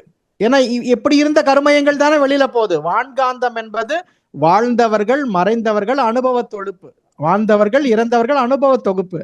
அப்ப அதுல அப்படி இருக்கிற கருமையங்களாலதான் இன்ஃப்ளூயன்ஸ் பண்ணப்படுறோம். இவ்வளவு நல்ல விஷயம் சொல்லுங்க, அவ்வளவு சீக்கிரம் ஃபாலோ பண்ண முடியுதான்னு யோசனை பண்ணி பாருங்க. எந்த வித விளம்பரமும் இல்லாம எவ்வளவு தீயதை அட்ராக்ட் பண்ணுதுமா. ஆமா. அதனால நமது யான் பெற்ற இன்பம் பெருகை வையகம் நமக்கு குருமார்கள் கொடுத்திருக்கிற வாய்ப்பு, வழிமுறை. நாம இத திரும்ப திரும்ப சொல்லிக்கிட்டு இருக்கணும். இன்னொன்னு, ஒருவர் ஒரு குடும்பத்திலே இனிமையாக வாழ்ந்தால் தனி மனித அமைதி குடும்ப அமைதியாக மாறிடும். அப்ப ஒரு குடும்பத்துல ஒரு பெண்மணி இதையெல்லாம் உணர்ந்து வாழ ஆரம்பிச்சாங்கன்னா அதே அலைச்சூழல் இருக்கிற எத்தனை கோடி பேர் மாறுவாங்க. இன்னைக்கு சமுதாயம் போயிட்டு இருக்கிற போக்கு, இந்த சினிமா மாயை, இப்படி சீர்கேடுகள்லாம் ஒரு நாள்ல நடந்தது அல்ல. ஆமா, காலங்காலமா உள்ள வந்து செல்லரித்த புத்தகம் போல இப்பதான் வெளியில தெரியுது. அப்படி இந்த பயிற்சி முறைகளும் இந்த எண்ணங்களும் குடும்பம்தான் கோயில். முதல்ல ஏற்பு திறன். இறைவன் தான் இந்த குடும்பத்தை கொடுத்திருக்கிறான், இந்த உறவுகளை கொடுத்திருக்கிறான். நமது வினைக்கு ஏற்ப தவம் பண்ண என்னென்ன வரும்? 5 குணநலன்கள்னு சொல்றோம் இல்லைங்களா? நுண்மான் நுழைப்புலன் அறிவு. அதுல ஏற்பு திறன் ஒண்ணு இருக்கு. நம்ம ஒழுங்கா தவம் பண்ணியிருந்தா ஏற்பு திறன் வந்திருக்கணுமே. அப்ப கற்பனையான எதிர்பார்ப்புகள் நம்ம கண்ண மூடி நமக்கு வேணுன்றதெல்லாம் நினைச்சிட்டு இருக்கிறோமே தவிர உண்மையிலே நெற்றியிலே உச்சியிலே ஞாபகமா தான் இருக்கிறோமா? நாம நம்மளைத்தாம நம்ம மேலும் மேலும் பயிற்சியில ஆழ்ந்து போக வச்சுக்கணும். ஏன்னா சாமிஜி சொல்லியிருக்காங்க, இப்படி வரும் உலக சமாதானம் நிச்சயமா. குருநாதர் சொன்னா அதுக்கு மேல கொஸ்டின் கிடையாது. நம்பணும், கடைபிடிக்கணுமா. மற்றவங்க போறதெல்லாம் பார்த்து சலிக்க வேண்டியதில்லை. இதுவும் மாறுமா. ஒரு கோடிக்கணக்கான பஞ்சு மூட்டைகள் இருந்தாலும் ஒரு நெருப்பு குச்சியில எல்லாம் காணாம போயிடும். அப்ப ஞானம் என்ற ஒன்று, அதை நாம் நம்பிக்கையோட கடைபிடித்தால் இதெல்லாம் என்னைக்கு இருந்தாலும் மாறிடும். இரவுக்கு பில் பகல் வந்தே தீரும். நாம அந்த பிள்ளைகளை சபிச்சிடக்கூடாதுமா. சாபம் கொடுத்தா அது இன்னும் தானே போவோம். அது உண்மையிலேயே இவங்களெல்லாம் பார்த்தா பரிதாபமா தான் இருக்கு. எப்படி பெற்று எப்படி வளர்த்திருப்பாங்க இவங்க. கொஞ்ச நேரம் இந்த நிகழ்ச்சி எங்கேயாவது இந்த செய்திகள்ல பார்த்தா இப்படி இருக்கு, இவங்களை சுத்தி என்ன அலை இருக்கும்? எதை நோக்கி சமுதாயம் போயிட்டு இருக்கு? இன்னும் எத்தனை மகான்கள் எவ்வளவு பயிற்சிகளை சொல்லிக் கொடுக்கணும் பாருங்க. ரொம்ப நம்ம இந்த குடும்பத்தை விட்டுட்டு எங்க போய் வாழ முடியுமா? அப்படி போனாலும் அது எவ்வளவு காலத்துக்கு நிலைக்கும்? காரணம் என்னன்னா, குடும்பத்தில் வாழ்கிற பெற்றவர்கள் பெரியவர்கள் அந்த குடும்பத்தின் மீது மரியாதை வர மாதிரி வாழ்ந்து சொல்லி கொடுக்கணுமா. இன்னைக்கு பெரியவர்களே பெரியவர்களாக இல்லை. அது கொஞ்சம் அதுதான் இருக்கிற நிலைமைக்கு காரணம். எல்லா விஷயங்களுமே பிள்ளைகள் பாக்குறாங்கம்மா. அது எங்க கன்ஃபார்ம் பண்ணிப்பாங்கன்னா பெற்றவர்கள் அந்த மாதிரி நடக்கும் போதுதான். ஆமாமா. இப்போ இந்த மாதிரியான ஒழுக்கக்கேடுகளை நேர்முகமாகவோ மறைமுகமாகவோ பெற்றவர்கிட்ட இருந்து தான் அவங்க கன்ஃபார்ம் பண்ணிக்கிறாங்க. அப்ப நாம் முதலில் மாறணும். இன்னொன்னு, அவங்க கிட்ட எவ்வளவோ நல்லது இருக்கு. சின்ன குழந்தைங்க கிட்ட எவ்வளவோ அறிவு நிலை இருக்கு. ஆனா அரகன்ஸ் ஜாஸ்தியா இருக்கு. இன்னைக்கு இருக்கிற நம்ம காலத்துல இவ்வளவு டைவர்ஷன்ஸ் கிடையாதுங்களேம்மா. ஆமா, நம்ம எல்லாம் அப்படி இருந்தோம்னு சொல்றதுல ஒண்ணும் பெருமை இல்லை. இன்னைக்கு எவ்வளவோ டைவர்ஷன்ஸ் இருக்கு. நாம பெரியவர்களா, வயதில் மூத்தவர்களா, அனுபவத்தில் மூத்தவர்களா இருக்கவங்க பிள்ளைகளுக்கு பாதுகாத்து, அது கூட அவங்க கேட்கும் போதுதான் சொல்ல முடியுமா? நம்ம ரொம்ப சொன்னமான கட்டுப்பாடு வீணா போயிடும் நம்ம வார்த்தைகளுக்கு. அதனால அன்பு மட்டும்தான். வாழ்த்துன்னு ஒண்ணு இருக்கு, தவசக்தின்னு ஒண்ணு இருக்கு. நாம நம்பிக்கையா நினைக்கணுமா. கண்டிப்பா வரும், உலக சமாதானம் வரும் சாமி சொன்னாங்க. வரும், நிச்சயமாக வரும். நாம அதுல நம்பிக்கையா இருப்போம், அதை நோக்கி நகர்வோம் நம்பிக்கையோட. ஏன்னா நம்ம நம்பிக்கை இல்லாத வாழ்க வளமுடன் அதுல எவ்வளவு இருக்கும் அலைச்சூழல் இருக்காது. வருமா இருக்குமா, குறைவா இருக்கு, ரொம்ப குறைவா இருக்கு. இந்த குடும்பம் கோயில்னு உணர்ந்தவங்க ரொம்ப குறைவா இருக்காங்க. அதுதான் மனம் ஒன்றலன்னா இருக்க. அது தான் திருந்தாமல் யாரையும் திருத்த முடியாது. இன்னொன்னு, யாரையும் திருத்தறதுக்கு நாம வரல. பயிற்சிகளை முறையாக செய்தாலே போதுமேம்மா. சாமி சொல்லிக்கிற அதுக்குன்னா தனியாவா கொடுத்திருக்காரு. அந்த இன்னொரு கேள்விங்க ஐயா, சொல்லுங்க. குடும்பத்தை கோயிலாக மாற்றுவதில்லை அல்லது கோயிலாக்குவதில்லை, மாற்ற வேண்டாம், கோயிலாக்குவதில்ல பெண்ணுக்கு ஆணுக்கும் சமமான ஒரு கடமை இருக்குதுங்களா? நிச்சயமா. ஆண் பெண் என்பதெல்லாம் உடம்புக்கு தானங்கம்மா. அந்த காலத்துல ஆண் ஆணா இருந்தாங்க, பெண் பெண்ணா இருந்தாங்க. சரிதானுங்களே? பெண்ணுன்னா என்ன? பெண்மை அப்படின்னு ஒண்ணு இருக்கு இல்லைங்களா? அது உடையவங்க தான் பெண்ணு. அன்பு, கருணை, கோபம், பொறுமை. அதற்கு மாறா இருந்தவங்க வீரம், வலிமை அப்படி இருந்தவங்க ஆணா இருந்தாங்கம்மா. ஆனா பரிணாம வளர்ச்சின்னு இருக்கு இல்லைங்களா? இதெல்லாம் காலப்போக்குல மாற மாற மாற ஆணுக்குள்ள பெண் தன்மை இருக்கு, பெண்ணுக்குள்ள ஆண் தன்மை இருக்கு. ஆண்கள் எவ்வளவோ பேர்கிட்ட தாய்மை இருக்குதுங்களே, பெண்கள் நிறைய பேர்கிட்ட தாய்மைன்ற உணர்வே இல்லையே. இல்ல. இப்ப நம்ம ஆமா, அதனாலமா இது ஆண் பெண் என்பதெல்லாம் உடம்ப வச்சு இன்னைக்கு எத்தனையோ பெண்கள் பெரும்பாலும் வேலைக்கு போறாங்க. அந்த இடத்துல எல்லாம் ஆண்கள் குடும்பத்தை பாத்துக்கலாம், தப்பே கிடையாது. பிள்ளைகளை யார் வளர்க்கறது? அந்த பொறுப்புணர்ச்சி இருக்கு இல்லைங்களா? இதையும் தாண்டிமா இதுல ஜோதிடத்துல கூட சொல்லுவாங்க, ஆண் ராசி பெண் ராசின்னு சொல்லுவாங்க. ஒருத்தர் பார்த்தா ஆணா இருப்பாங்க, ஆனா அவங்க லக்னமோ ராசியோ பார்த்தா பெண் ராசியில இருக்கும். அப்ப அவங்க கிட்ட ஆண் தன்மையை விட பெண் தன்மை தான் அதிகமா இருக்கும். ஒரு பெண்ணா உடம்புல இருப்பாங்க, அவங்க கிட்ட ஆண் லக்னம் ஆண் ராசி இருக்கும், அவங்க கிட்ட ஆண் தன்மை தான் அதிகமா இருக்கும். இதையெல்லாம் ஜோதிடம் பார்க்கு பலன் சொல்வதற்கு அல்ல, இவர்களுடைய இயல்பை இதுன்னு தெரிந்து கொள்ளணும். அப்ப அவர்களிடம் எப்படி நடந்து கொள்ளணுமோ அப்படி நடந்து கொள்ளணும். அவங்க கிட்ட போய் டாமினண்டா சொன்னீங்கன்னு வச்சுக்கோங்க, வேறுபாடுதான் வரும். ஒத்தும் உதவியும் வாழ்வதற்கு இந்த ஞானம் எல்லாம் பயன்படணுமா. அதனால 2 பேருக்கும் பொறுப்புமா. ஒரு ஆண் தவறி விட்டானா கூட, பொறுப்பு இல்லைன்னா கூட அது அவனோட போயிடும். பெண்ணுக்கு போன சமுதாயம் தலைமுறையே போயிடுமா. அதனாலதான் பெண்ணை அடிமைன்னு சொல்லல, கூடுதல் பொறுப்பு, சக்தி இல்லைங்களா மாமா? என்ன இருக்கட்டும்மா, அந்த எனர்ஜி என்பது, சக்தி என்பது பெண்ணுதாமா. அப்ப அந்த பெண் இன்னொன்னு இதுல கூட சொல்லுவாங்கம்மா, பெண் போயிட்டானா, மனைவி இல்லைன்னா அவனால இந்த சில விஷயங்கள் செய்யவே முடியாதுங்களா. இந்த அக்னி இது பண்றது கூட பெண் இல்லாம, அவதான் அக்னி, அவதான் அக்னி, நெருப்பு அவதான். ஆமாமா, நாம தெரிந்து கொள்ளணுமா. பெண் குழந்தைகளுக்கு அவர்களுடைய பொறுப்பை சொல்லி கொடுத்து வளர்க்கணுமா. நிறைய தகவல்களை ரெனியூவல் பண்ணிட்டேன். ரொம்ப அழகான தமிழ், அருமையான விளக்கம், நல்ல உறுதிப்பாட்டுடன் சொல்லக்கூடிய கருத்துக்கள் எல்லாம் ஏற்றுக்கொள்ள முடியுமா இருந்தது. மிக்க நன்றி ஐயா. தங்களை போன்ற பேராசிரியர்களை உருவாக்கி விட்ட மகரிஷிக்கு, அருட்தந்தை அவர்களுக்கு கோடான கோடி நன்றிகள் ஐயா. வாழ்க வளமுடன். வாழ்க. நீங்க சொன்னதாமா உண்மை. எல்லாருக்கும் தெரிஞ்ச விஷயம் தான், ரினியூ பண்ணிக்கிட்டோம் இன்னைக்கு, அவ்வளவுதான். அதே போல நாம எல்லாமே பொம்மைகள் தான், உள்ள இருந்து வர கரண்ட் அவர் தான், குருநாதர் தான். வாழ்க வளமுடன்மா. வாழ்க வளமுடன் ஐயா. சரியான வார்த்தை. நன்றி நன்றி அம்மா. நன்றிகள் அம்மா. வாழ்க வளமுடன். அடுத்த அன்பராக கிருபாநிதி அம்மா அவர்களை அன்புடன் அழைக்கின்றோம். அம்மா வாழ்க வளமுடன். ஐயா வாழ்க வளமுடன். வாழ்க வளமுடன்மா. வாழ்க வளமுடன். சொல்லுங்கம்மா. 1 மணி நேரம் நீங்க பேசுனதோட இப்ப இந்திராணி அம்மாவுக்கு சொன்ன விளக்கமே இன்னும் ரொம்ப அருமையா இருந்தது. அவ்வளவுதான், எல்லார் மூலமாவும் சாமிஜி கேள்வி கேட்கிறாரு, அவரே பதில் சொல்லிக்கிறார். நம்ம சும்மா வாயசைக்கிறோம். அதாவது நேத்து மகளிர் தினம், இன்னைக்கு நீங்க பேசுனது இன்னும் பாருங்கம்மா, நம்ம அப்படி அமைதது கூடுதல் சிறப்பு. ஏன்னா மகளிர் தினம் நேத்து நடந்ததுக்கு மகளிரை பத்தி பேசணும் அப்படிங்க இன்னைக்கு யதார்த்தமா ரொம்ப நல்ல அமைஞ்சு போச்சுமா. ஆமா, அது மகளிர் தினம் மகளிர் பெருமையை உணர்ந்துக்கணும், பெருமையை சொன்னது மாதிரி ஆயிப்போச்சு. ஐயா நீங்க சொன்னீங்க புறம் பேசக்கூடாது, அது ஒண்ணு. விருந்தோம்பல், நீங்க விருந்தோம்பலை பத்தி இப்ப சொல்லையில எனக்கு ஒன்னே ஒன்று, யாரு வீட்டுக்காவது போன் பண்ணாம போயிட்டா தண்ணி கூட கிடைக்க மாட்டேங்குதுயா. இந்த காலம் அப்படி இருக்குமா? அது ஒண்ணு. ஆனாலும் அதை ரொம்ப அட்வான்டேஜா எடுத்துக்கிட்டாங்க ஐயா. போனா யதார்த்தமா எந்த நேரத்துல, அது 10 மணிக்கு போனா 1 மணிக்கு சாப்பிடுறது பெரிய விஷயமே கிடையாது பெண்களுக்கு. அத கூட அட்வான்டேஜா எடுத்துட்டு இந்த ஆர்டர் பண்ற நிலை வந்துருச்சு பாருங்க. சாப்பாடை 12 மணிக்கு ஆர்டர் பண்ணி 1 மணிக்கு சாப்பிடுறாங்க. அதெல்லாம் ரொம்ப ரொம்ப ஒரு மாறணுமியா. அதெல்லாம் மாறி உடம்பும் போய் உள்ளமும் போச்சு, அந்த மாதிரி. அதற்குத்தான் சாமிஜி சொன்னாங்கம்மா, உலக சமாதான காலத்துல விருந்தென்று யாருக்கும் எவரும் இல்லை, அந்த காலம் வந்துரும்ட்டாங்க.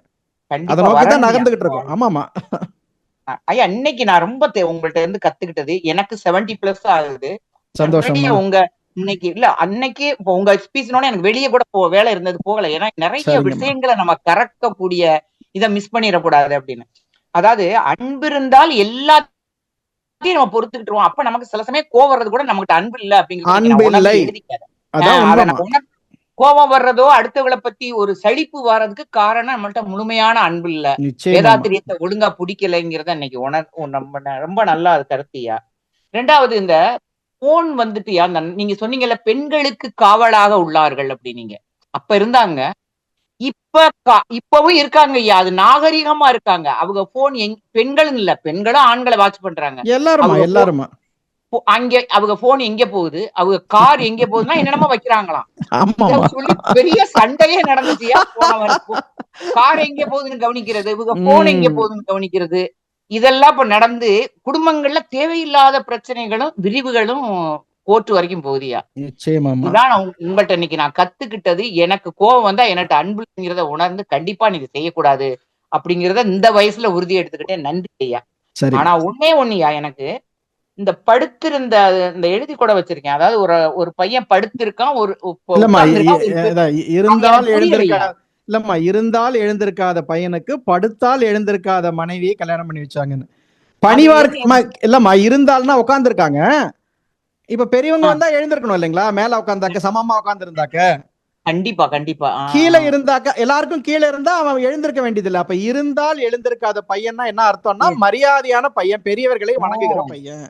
ஓகே ஓகே, எனக்கு அது புரியல. என்ன இப்ப பெட்லயே போய் படுத்துக்கிறது, எப்ப பார்த்தாலும் படுத்துனேங்கிறது, வேலைன்னா எழுந்து போய் செய்யறது, அப்ப சோம்பல்னு தானே அர்த்தம்.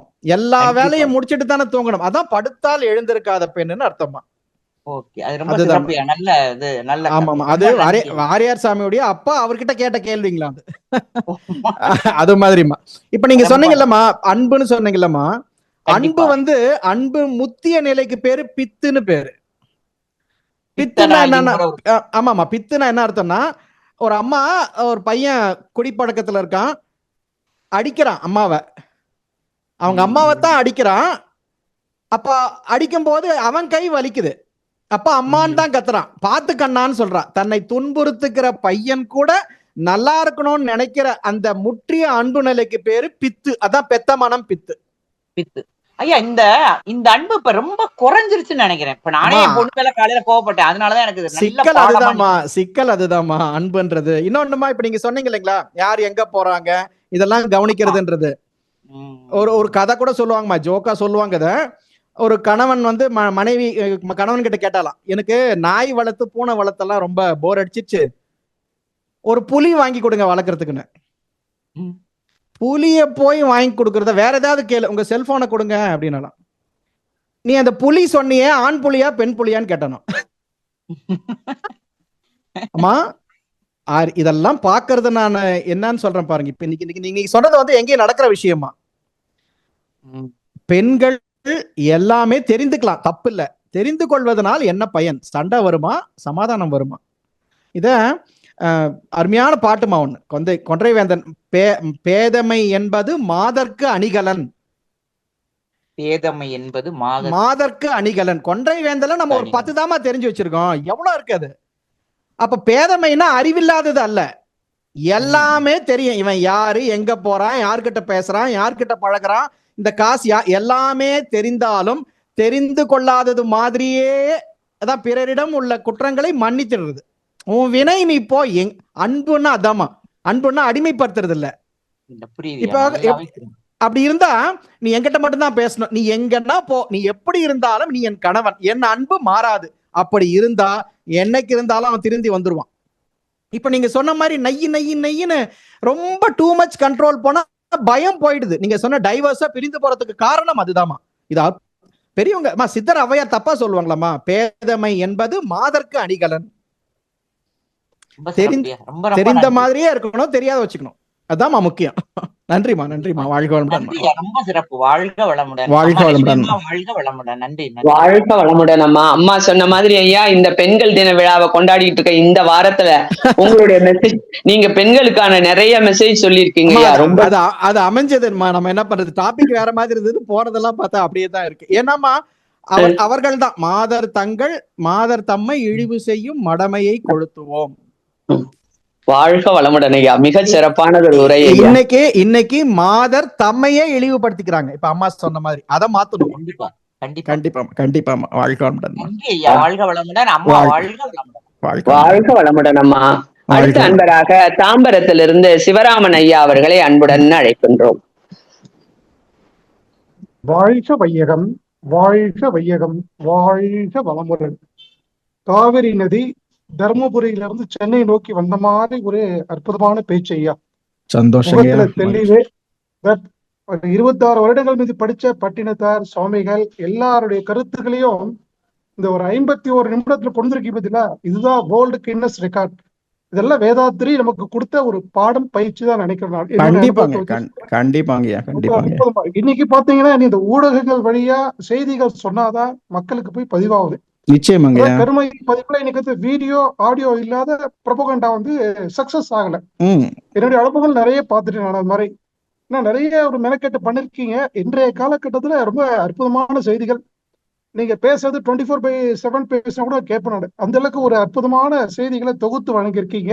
நன்றிங்க. உங்க இந்த பணி மேன்மேலும் சிறக்க நான் சார்ந்துள்ள கிழக்கு தாம்பரம் திருமழிசை தெரு மனவளக்கலை மன்ற அறக்கட்டளை நிர்வாக கமிட்டியின் சார்பாக நீங்களும் உங்களது அன்பு குடும்பமும் வாழ்க வையகம், வாழ்க வையகம், வாழ்க வளமுடன், உடல் நலம், நிறை செல்வம், உயர் புகழ், மெய்ஞானம் பெற்று வாழ்வாங்கு வாழ தர்மபுரி மாநகரம் திரும்பும் எல்லா இடங்களிலும் மனவளக்கலை அன்பர்கள் இருக்கக்கூடிய வாய்ப்பு கூடிய விரைவிலே வரும். அதற்காக குருவருளும் திருவருளும் உங்களை வழிநடத்தும் வாய்ப்பளித்த ஐடி குரூப்பிற்கு மிக்க மகிழ்ச்சி.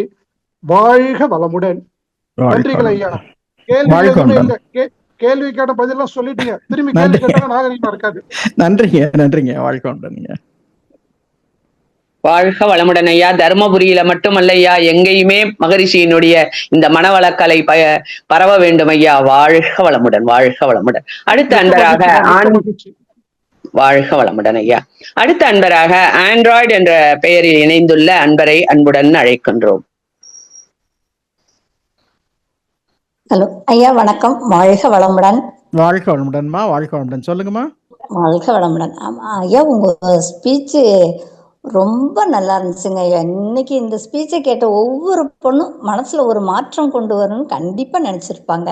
கண்டிப்பா மனசுக்குள்ள நம்ம இன்னும் மாறணும். நம்ம என்ன மகரிஷியோட இது தவம் பண்ணி எல்லாமே பண்ணி ஸ்பீச் நிறைய கேட்டிருந்தாலும் இன்னைக்கு இன்னும் நிறைய நம்ம குடும்பத்துக்குள்ள இன்னும் நம்ம நிறைய மாறணும், இன்னும் கொஞ்சம் நம்ம நல்லா மாறணும் அப்படிங்கிற ஒரு பேசிக்கான உணர்வை எனக்குள்ள ஏற்பட்டுச்சு. இது கேட்டுக்கொள்ளுங்க அனைத்து மகளிருக்கும் கண்டிப்பா ஏற்பட்டு இருக்கணும்னு நினைக்கிறேன்.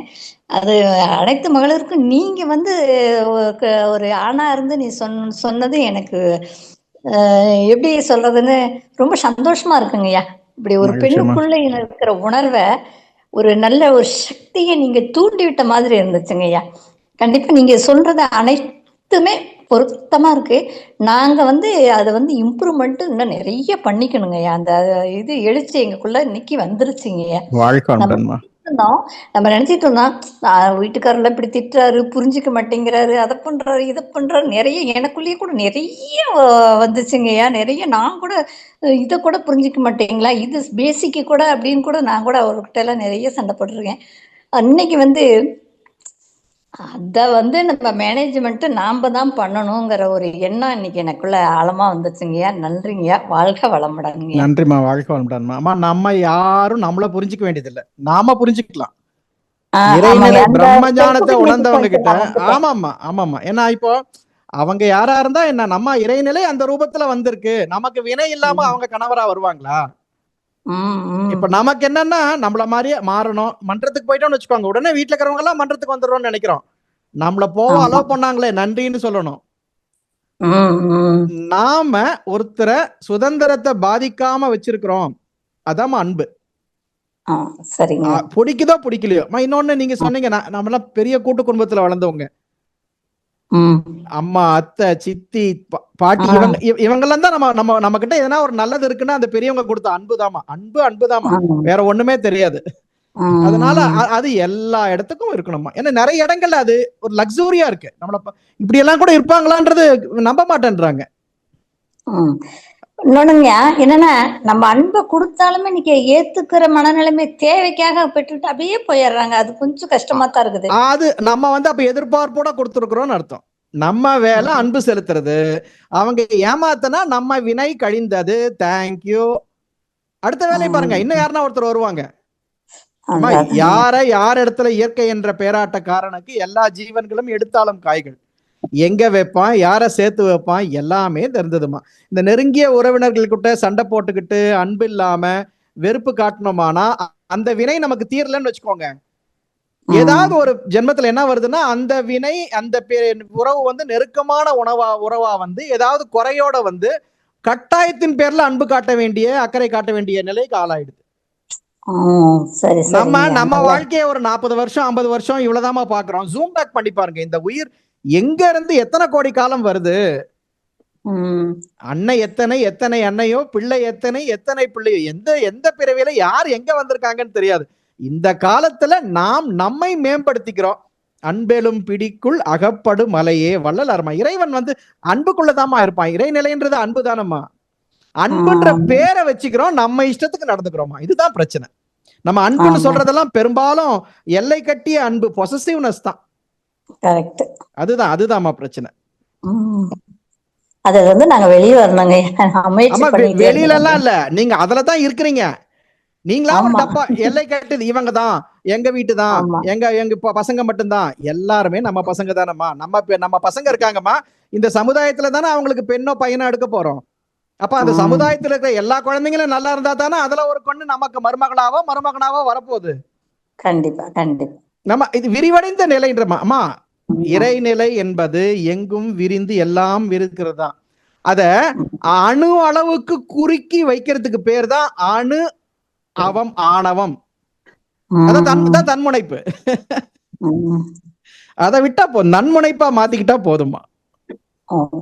நன்றிங்கய்யா. வாழ்க வளமுடன், வாழ்க வளமுடன். சிறப்பான விளக்கம் அம்மா, உங்களுக்கு நன்றி. வாழ்க வளமுடன். வாழ்க வளமுடன் அம்மா. Most inspiring and motivational speech ஐயா. ரொம்ப அருமையா இருக்குதுங்கய்யா. உங்களுடைய கேள்வி பதில் நிகழ்வும் ரொம்ப இன்ட்ரெஸ்டிங்கா போயிட்டு இருக்குதுங்கய்யா. அடுத்த அன்பராக பத்ரி சபரீஷ் ஐயா அவர்களை அன்புடன் அழைக்கின்றோம். ஐயா வணக்கம் ஐயா. வாழ்க வளமுடன் ஐயா. வாழ்க வளமுடன் ஐயா. வாழ்க வளமுடன். சொல்லுங்க ஐயா. ரொம்ப சிறப்பா இருந்தது ஐயா இன்னைக்கு உங்களோட உரை. ஐயா ஒரு கேள்வி சொல்லுங்க.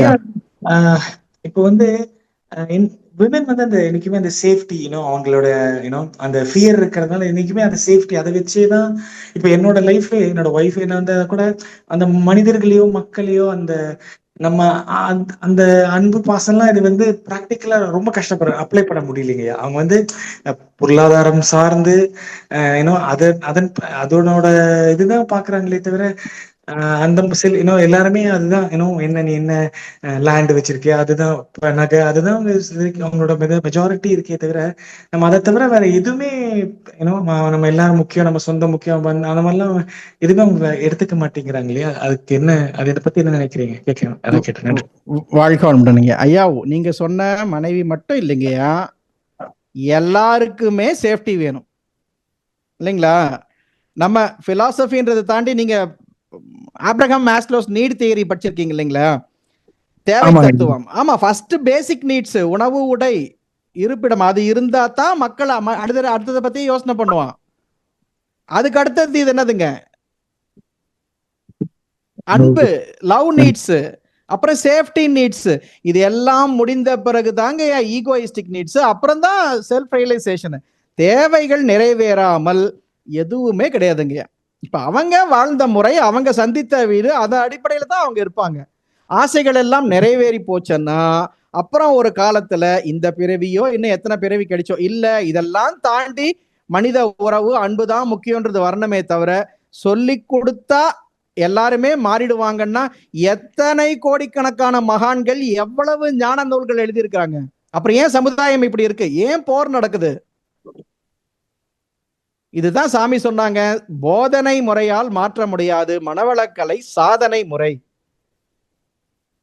எங்க ஆசிரியர் சொல்லுவார், அப்போ ஆரம்ப காலத்துல ஆசிரியர்கள்லாம் கொஞ்சம் குவாலிட்டி குறைவா இருக்குன்னு சொல்லி தர மேம்பாடுன்னு ஒண்ணு உருவாக்கி எங்க ஆசிரியர் அதுக்கு பொறுப்பா போட்டிருந்தாங்க. எங்க சார் அப்போ ஒரு கிளாஸ் எடுத்துட்டு வந்து சொன்னார், ஆக்கினையில பண்ணா அழுத்தம் தெரியணும், தெரியுதா, இன்றிலிருந்து தவம் செய்வோன்னு சொன்ன கண்ணே அப்படின்னாரு.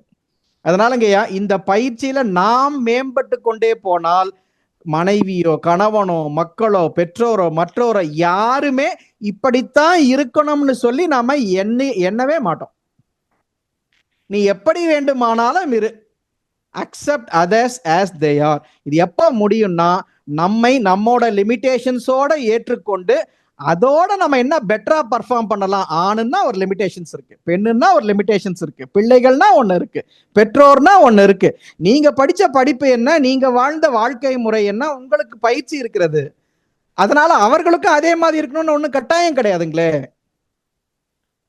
அதனால உங்களுக்கு பிடிச்ச மாதிரி இருமான்னு சொல்லுங்க. நீங்க சொந்தக்கார மதிக்கணும், அது எப்ப சொல்லலாம்?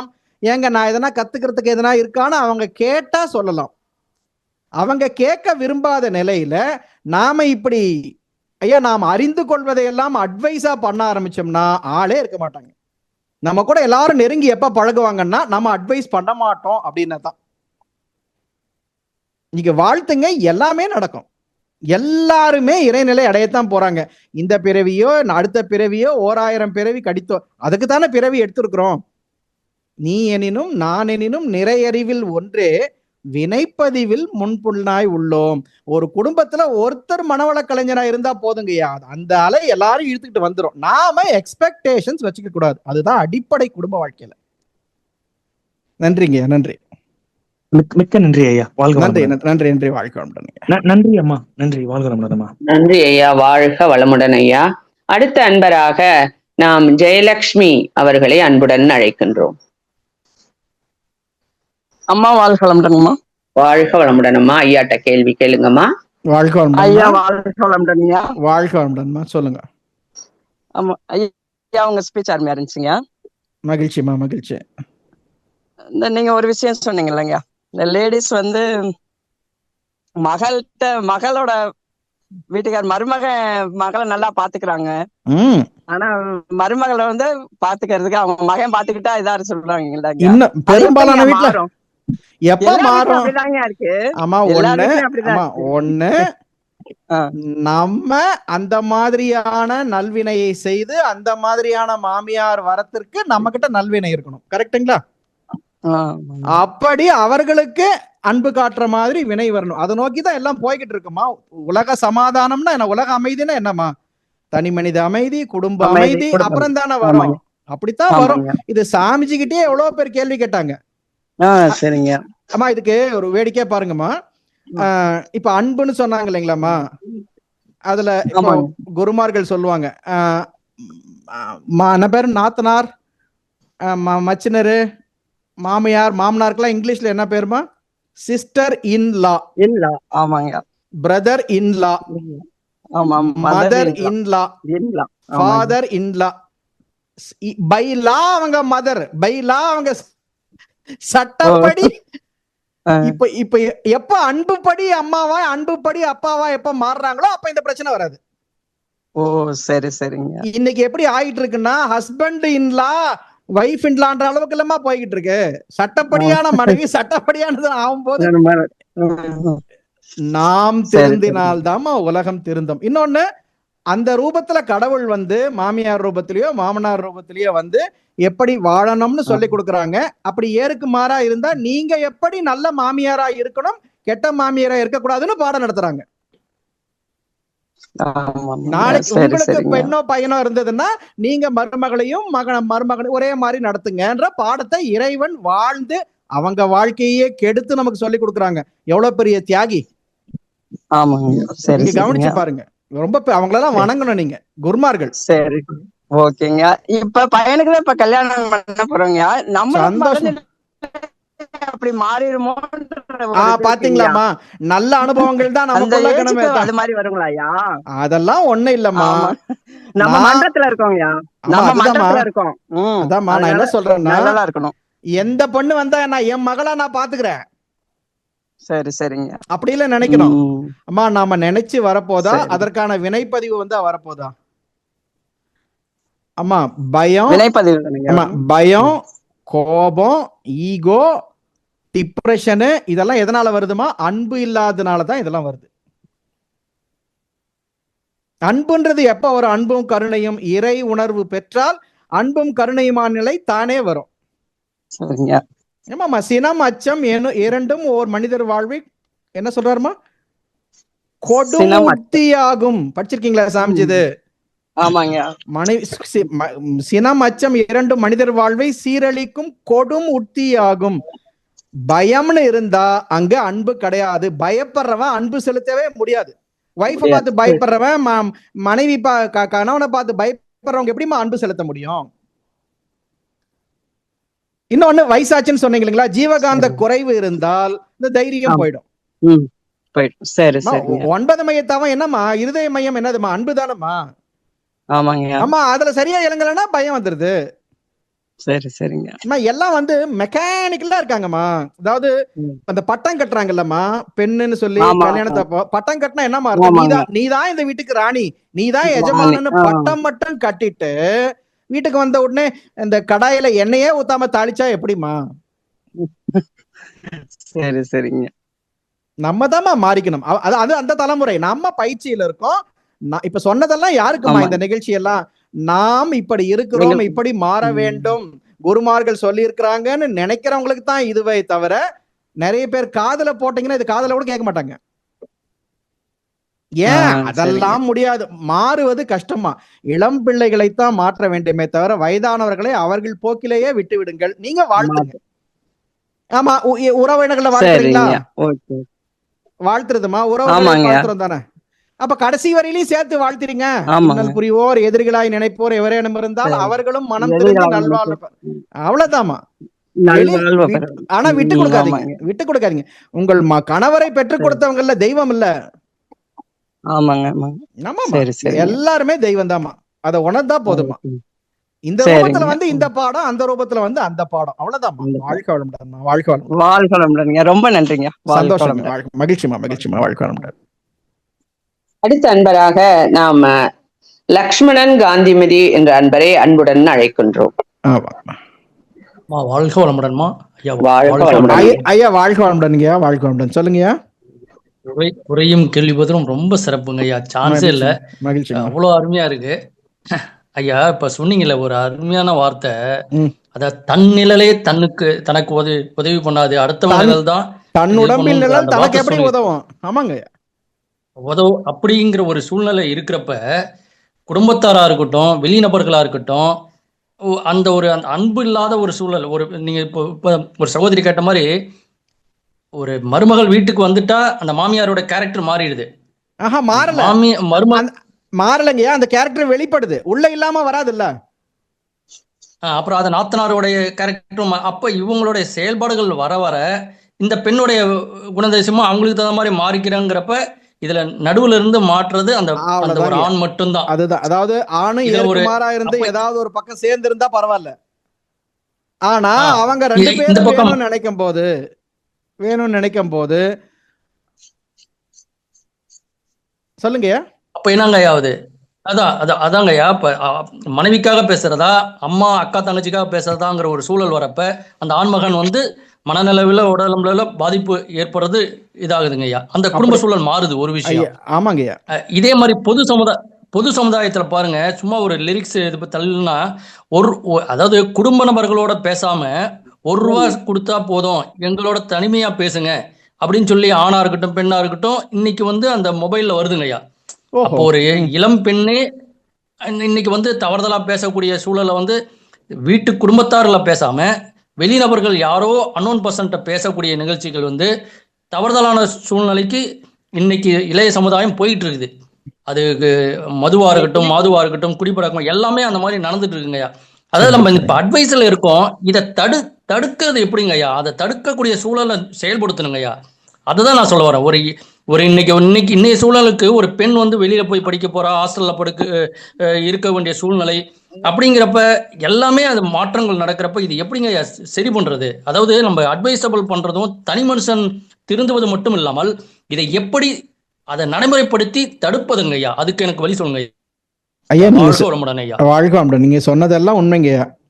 இப்போ அப்படி 2 பேரும் இருந்தா பாதிக்கப்படுறாங்க. நாம என்ன பண்ணணும்னா, அப்படி பாதிக்கப்படுற ஆண்மகனா இருக்கா இல்லைங்களா, இறை ஞானம் வினை தான் வந்திருக்கு. இவங்களை சில பேரு சொன்னா திருந்திருவாங்க, சில பேரு பட்டா திருந்துருவாங்க, சில பேரு இந்த ஜென்மத்துக்கு திருந்துறதுக்கு வாய்ப்பு இருக்காது. நாம அந்த நல்ல ஆண்மகன் வந்து பாதிக்கப்படுறாங்க. அதாங்க அது பாதிக்கப்படாமல் தன்னை பார்த்து கொள்ள வேண்டுமே தவிர எதிர்பார்ப்பு இல்லாமல். நீங்க இப்ப சொன்னீங்க இல்லைங்களா, இந்த பக்கமும் சில நல்லது இருக்கும், அந்த பக்கமும் சில நல்லது இருக்கும், மறுக்க முடியாது. ஆமாங்கய்யா. ஏன்னா ஒரு நல்ல ஆண்மகன் அந்த வயிற்றுல இருந்து தானே வந்திருக்கான். அப்ப கண்டிப்பா நல்ல பதிவு இருக்கும். என்ன பிரச்சனைன்னா வெளிப்படுறது இந்த காலத்துல இது வருது. ஐயா இப்போ அந்த மருமகள் வந்த உடனே அந்த மருமகளுக்கு உண்டான பதிவு இருந்ததுனாலதான் அந்த மாமியாரா வந்திருக்காங்க. ஆமாங்கய்யா. ஆமா, இந்த மருமக வந்த உடனே அந்த பதிவு வந்துருச்சு, இந்த ரிமோட் அந்த சேனலை மாத்தி விட்டுருச்சு. என்ன பிரச்சனைனா இந்த மருமகளுக்கும் அந்த மாமியாருக்கும் தான் வினைப்பதிவு லிங்க் இருக்கு. யார் மூலமா வேலை செய்யணும்? இந்த பையன் மூலமா. we are not the doers, நாம் செய்பவர்கள் அல்ல. ஜஸ்ட் சினிமா பாக்குற மாதிரி வாட்ச் பண்ண வேண்டியதுதாங்க. நம்ம பாட்டுக்கு பயிற்சி பண்ணிக்கிட்டு வாழ்த்திக்கிட்டு மனநிலை உடல்நிலை பாதிக்காமல் இருக்க வேண்டும். இத திருவள்ளுவர் சொல்றாருங்கய்யா. இப்படி கணவன் ஒருத்தர் இருக்கான், நம்மளுடைய செயல்பாடுகள் அவனுக்கு தலகுனிவை ஏற்படுத்த கூடாது அப்படின்ற உணர்வு இருந்தால்தான் புகழ் புரிந்த இல்லோர்க்கு இல்லை. தன் கணவனுடைய புகழுக்கு யாரோ பேசிட்டு இருக்காங்க நினைக்கிறேங்க. தன் கணவனுடைய புகழுக்கு இழுக்கு நேரக்கூடாது, அது தன்னுடைய பொறுப்பு அப்படின்னு நினைக்காத மனைவி புகழ் புரிந்த இல்லோர்க்கு இல்லை. இகழ்வார் முன் ஏறு போல் பீடு நடை. நம்ம இகழ்வரங்க முன்னாடி தலை நிமிர்ந்து நடக்க முடியாது. இது கணவனா இருக்கலாம், மனைவியா இருக்கலாம். திருவள்ளுவர் அன்னைக்கே சொல்லியிருக்காருங்கய்யா, ஒண்ணுமே பண்ண முடியாது, நம்ம யாரையுமே மாத்த முடியாது. நாம் வலிமையாக இருப்பதற்கு முயற்சி செய்யணும். அதுக்கு தான் பயிற்சி. எதிர்பார்ப்பு நல்லா பண்ணுவாங்க. அரங்கேற்றது என்னமோ அவங்க 2 பேரும் அரங்கேற்றம் பண்ணிடுறாங்க. அரங்கேற்றது என்னமோ அவங்க அரங்கேற்றம் பண்ணிடுறாங்க. நடிப்பது என்னமோ நம்ம தானே நடிக்க வேண்டியதா இருக்கு. ஐயா அதுதான் சாமிஜி நடிப்பு சினம்னு சொல்றாருல, இவங்களுக்கு ஏத்த மாதிரி இவங்க பேசிக்க வேண்டியதுதான். நம்ம உண்மைத்தன்மையை உணர்ந்துக்கணுங்கய்யா, அதெல்லாம் மாறக்கூடாது. பிரேயர்ஸ் வாழ்த்துத ஒண்ணுதாங்க வழி. இப்ப இவ்வளவு மகான்கள் ஐயா, இவ்வளவு மகான்கள் வந்திருக்காங்க. இதையெல்லாம் கேட்டா கூடங்கய்யா அவர்களுடைய பக்குவ நிலைக்கு சொல்றாங்க இல்லைங்களா, அவங்க அறிவாட்சி தகுந்த மாதிரி தான் எடுத்துப்பாங்களே தவிர. இப்ப நீங்க சொல்றீங்க பாத்தீங்களா, மாமியார்லாம் எப்படி நடக்கணும்னு சொல்லியிருக்காங்க அப்படின்னு இவங்க எடுத்துப்பாங்க. மருமக எப்படி நடத்தணும்னு உங்க மன்றத்திலேயே சொல்லியிருக்காங்க பத்தியா, அவங்க எடுத்துப்பாங்க. தான் திருந்தறதுக்குன்னு சொல்லி எத்தனை பேர் எடுத்துப்பாங்கன்னா கேள்விக்குறிதான். அவர்களுக்கு பக்குவம் வந்து அந்த வினை நீங்கிற காலம் வந்தா தாங்க நடக்கும். இன்னொன்னு, இந்த இது சொன்னீங்க, இளம் பெண்கள்லாம் வந்து இப்படி வெளியில போய் முகம் தெரியாதவங்க கிட்ட பேசுறாங்கன்னு. ஆமாங்கய்யா, இது இந்த டெக்னாலஜியினுடைய அதர் சைடு. ஒரு பெண்ணுக்கும் ஒரு போலீஸ்காரங்க நம்ம இதுக்கு போக செக்யூரிட்டிக்கு போக முடியும். அதுக்குத்தான் இந்த பயிற்சி. ஐயா தடுப்பதுன்றது எத்தனை சட்டத்தை போட முடியுங்கய்யா? படிக்கும் பெண்களுக்கு தவறு செய்யறதுக்கு தூண்டுதலா இருக்கு. ஆமாம், சமுதாய வினை. இத ஒருத்தர் மட்டும் இல்லைங்க. இப்ப நீங்க சொல்றீங்கல்ல, மனம் கூந்து, அவன் யார் என்னன்னே தெரியாது, முகமே தெரியாது, பேசுறவங்க காசுக்கு தான் பேசுறாங்கன்னு நல்லா தெரியும் இல்லைங்களாங்கய்யா? அதத்தான் சொன்னாங்க, குழந்தை வளர்ப்பு என்பது நல்லொழுக்க பழக்கங்களோட, நமது பயிற்சிகளோட, பெற்றோருடைய நேரடி கண்காணிப்புல. ஐயா வீட்டுல இப்ப நீங்க சொல்றீங்கல்ல, ஒரு குடும்பத்துல மாமியார் மருமக நாத்தனார் இப்படி எல்லாம் சண்டை போட்டுக்கிட்டே இருந்தா அந்த குழந்தை என்னத்தாங்கய்யா பண்ணும்? வெளியில தேட போறது. குழந்தைங்க வெளியில போறாங்க, படிக்கிறாங்க, வேலைக்கு போறாங்க, திரும்ப வராங்க. அன்னன்னைக்கு நடந்ததை அப்படியே பெற்றவர்களிடம் ஷேர் பண்ணிக்கிற மாதிரி இன்னைக்கு எத்தனை குடும்பங்கள்ல உறவு முறை இருக்கு? இல்லங்க, அவங்க இப்படியே சொல்றாங்க, இப்படி நடந்ததுன்னு சொல்றாங்க. அப்ப அந்த குழந்தைய அப்படியாமா அப்படின்னு அன்போட கேட்டு அக்கறையா பதில் சொல்ற மாதிரி இருக்காங்களா? அவங்கள குத்தி காட்டி நீதான் தப்பு பண்ணிருப்ப அப்படின்னு பண்ற மாதிரி சொல்றாங்களா? நாம அவங்கள குற்றம் சாட்டனா அவங்க என்ன பண்றாங்கன்னா, இங்க சொன்னா பிரச்சனை, பொய் சொல்ல யார் சொல்லி கொடுக்கறது குழந்தைங்களுக்கு? அதாங்க குழந்தைகள் நல்லா வாழணும் என்ற அந்த ஒன்றுக்காகவாவது பெரியவர்கள் பெற்றவர்கள் அவங்க மாறி ஆகணுங்கய்யா. அவங்க மாறுறதுக்கு அவங்க பயிற்சி பண்ணிக்கிட்டோம். குழந்தைகளுக்கு அந்த பருவம் வந்தால் மனவளக்கலை பயிற்சி தான் வாழ்க்கையா இருக்கணும். அதனாலதான் இன்னைக்கு அவ்வளவு வலியுறுத்தி சொல்ல வேண்டியதா சிறப்பு இருக்கு சிறப்புங்க ஐயா. பினான்சியல் ஃப்ரீடம் வந்துருச்சு, பினான்சியல் இண்டிபெண்டன்ஸ் வந்துருச்சு. ஆனா எமோஷனல் இண்டிபெண்டன்ஸ் ஒண்ணு இருக்கா? ஏதாவது ஒரு உணர்வுகள் போய் யாருக்கிட்டயாவது மாட்டிக்கிறாங்க. கண்டிப்பா கண்டிப்பாங்க ஐயா. ஒரு முறை போச்சுன்னா வாழ்க்கை போச்சுங்களேங்க ஐயா. மனவள கலைஞர்கள் ஆமா, நாம் உணர்ந்த அன்பை, நாம் பெற்ற அன்பை மற்றவர்களுக்கு செலுத்துவதுதான் வாழ்க்கை. அதுக்கு மேல என்னங்கய்யா இருக்கு? யான் பெற்ற இன்பம் பெருகை வேகம். அன்புன்னு ஒண்ணு இருந்தா போதுங்க. இன்னைக்கு இந்த பசங்களுக்கெல்லாம் ஏன் இப்படி போறாங்க? அன்புன்னு ஒண்ணு இல்லாதனாலதாங்கய்யா. அன்பு இருக்கு, காட்டுறது இல்லையே. அன்புனாவே நம்ம கண்டிக்கிறது நினைச்சுக்கிட்டு இருக்கோம். அன்புனா சுதந்திரம். நம்ம நம்ம இன்னும் அந்த குடும்ப இன்டிமேசின்னு சொல்றாங்க இல்லைங்கய்யா. குடும்ப உறவுகளுக்குள் நிச்சயமாக அந்த ஒற்றுமை தேவைங்க. இன்னைக்கு social media, science and technology இவ்வளவு வளர்ந்துருக்கு. அதான் நேர்முறையில் விஞ்ஞானம் பயனாய் கொள்ளும் நெறிமுறைகள் வேண்டும்னு சாமி சொன்னாங்க. நல்லது இருக்கு, ஆனா கெட்டது நிறைய இருக்கு. கொஞ்சம் பாத்துக்கணுங்கய்யா. தடுக்க முடியுமாங்க? எவ்வளவு நம்ம ஃபயர் வால் போட முடியும்? இதெல்லாம் வாழ்த்துங்க. உங்களை மாதிரி மனவள பண்ண முடியல அட்வைஸ் பண்ணா கேட்கவே மாட்டாங்க, கேட்கவே மாட்டாங்க. மனவள கலையை கடைபிடிக்கிறவங்க உனக்கு என்ன தெரியும்டுவாங்க. அந்த லிங்க கட் ஆயிடுது இல்லைங்களா? அந்த கயிறை அறுத்துட்டா நம்ம எப்படி காப்பாத்துறது? அந்த உறவு முறையே வைத்துக் கொள்ளணும். வாழ்த்த வேண்டும், நம்பிக்கையோடு இருப்போம். வாழ்த்து எல்லாவற்றையும் மாற்றும். நாம் நிறைவான மனநிலையோடு எதிர்பார்ப்பு ஏறுமின்றி அன்கண்டிஷனல் லவ்வோட வேண்டுதல் வாழ்த்துதல் வைத்தால் நிச்சயமாக பலிக்கும். சிறப்பு சிறப்புங்க. தாமரை இலையில தண்ணீர் இருக்கிற போல அப்படியே இருந்து உறவிலே கண்ட உண்மை ஐயா. அதாங்க சொல்றேன், உறவிலே கண்ட உண்மை நிறை துறவு. நம்ம பாட்டுக்கு வாழ்த்துவோம், ரைட். உன் வாழ்க்கையை நீ அனுபவிச்சு தெரிஞ்சுக்கோமா. நீ என்ன பண்ணாலும் நான் உன்னை கைவிட மாட்டேன், உனக்கு சப்போர்ட் பண்ணுவேன். அதான் பெற்ற பேரண்ட்ஸ். Okay okay okay. இறைநிலைக்கு அன்பும் கருணையுமானதுங்க. என்னைக்கும் அதுவும் குருமார்கள் துணையோட இருக்கும், நல்லதே நடக்குங்கய்யா. வாழ்க்கை வளமுடனுங்க. சமூக பொறுப்போட வாழ்த்தும். வாழ்க்கை சிறப்புங்க. வாழ்க வளமுடன். ரொம்ப சிறப்புங்க ஐயா. நன்றிங்கம்மா. வாழ்க வளமுடன் ஐயா. வாழ்க வளமுடன் ஐயா. ஐயா சொன்னது போல நம்ம நண்பர்களையும் குடும்ப உறுப்பினர்களையும் நம்ம கொண்டு வந்து மனவளக்கலையை கற்பிக்க தாங்க இன்னும் நம்ம சமுதாயத்துல ஒரு பெரிய மேம்பட்ட நிலையை பார்க்கலாங்க ஐயா. வாழ்க வளமுடன் ஐயா. உங்களுடைய உரையை கேட்டு நிறைய அன்பர்கள் சாட் பாக்ஸ்ல உங்களுக்கு நன்றி தெரிவித்து போட்டிருக்காங்கய்யா. மீனாட்சி ராஜேந்திரன், தமிழரசி ஆறுமுகம், நம்பிராஜம் பாலகிருஷ்ணன், சாந்தி, நாகலட்சுமி, விஸ்வநாதன், மாலினி, பெரியசாமி போன்ற அன்பர்கள்லாம் உங்களுக்கு வாழ்த்து தெரிவிச்சிருக்காங்கய்யா. அடுத்த அன்பராக உமையால் என்பவர்களே அன்புடன்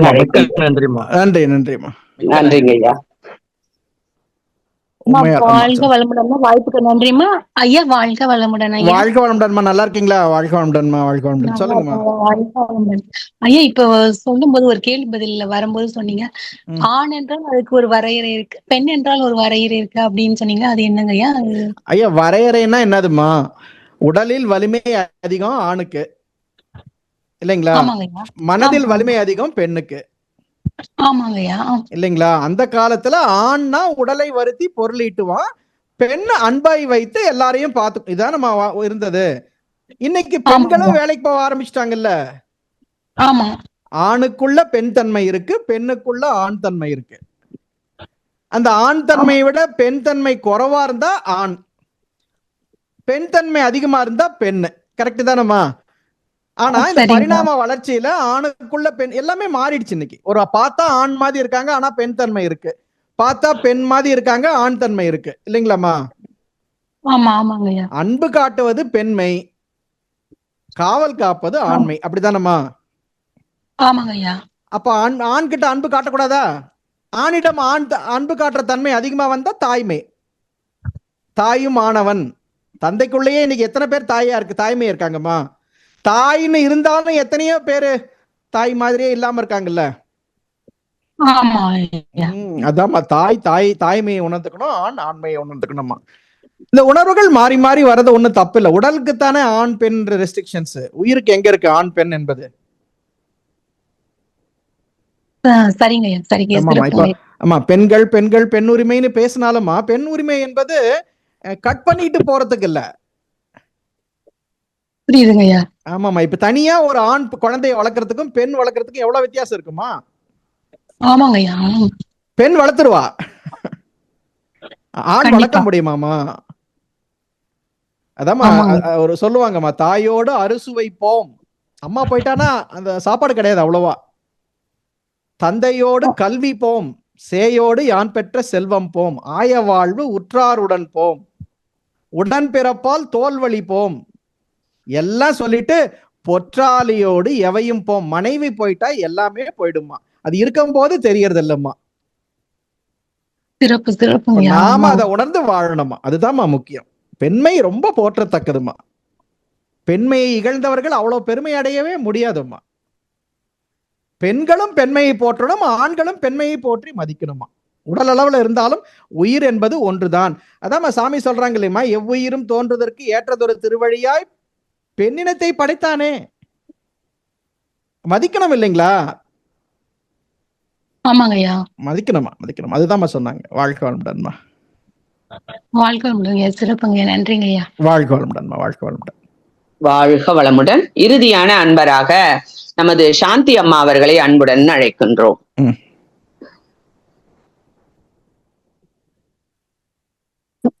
ஹலோ, வாழ்க வளமுடன் ஐயா. வாழ்க வளமுடன்மா. சொல்லுங்கம்மா. நல்ல அருமையான சிந்தனைங்கய்யா. சந்தோஷமா. நாங்களும் அதை கேட்டு எங்களுக்கு என்னென்ன தவறுகள் இருக்கோ எங்கள்ட்ட இருந்து நாங்களும் திருத்திடுவோங்க. நல்ல அற்புதமான சிந்தனைங்கய்யா.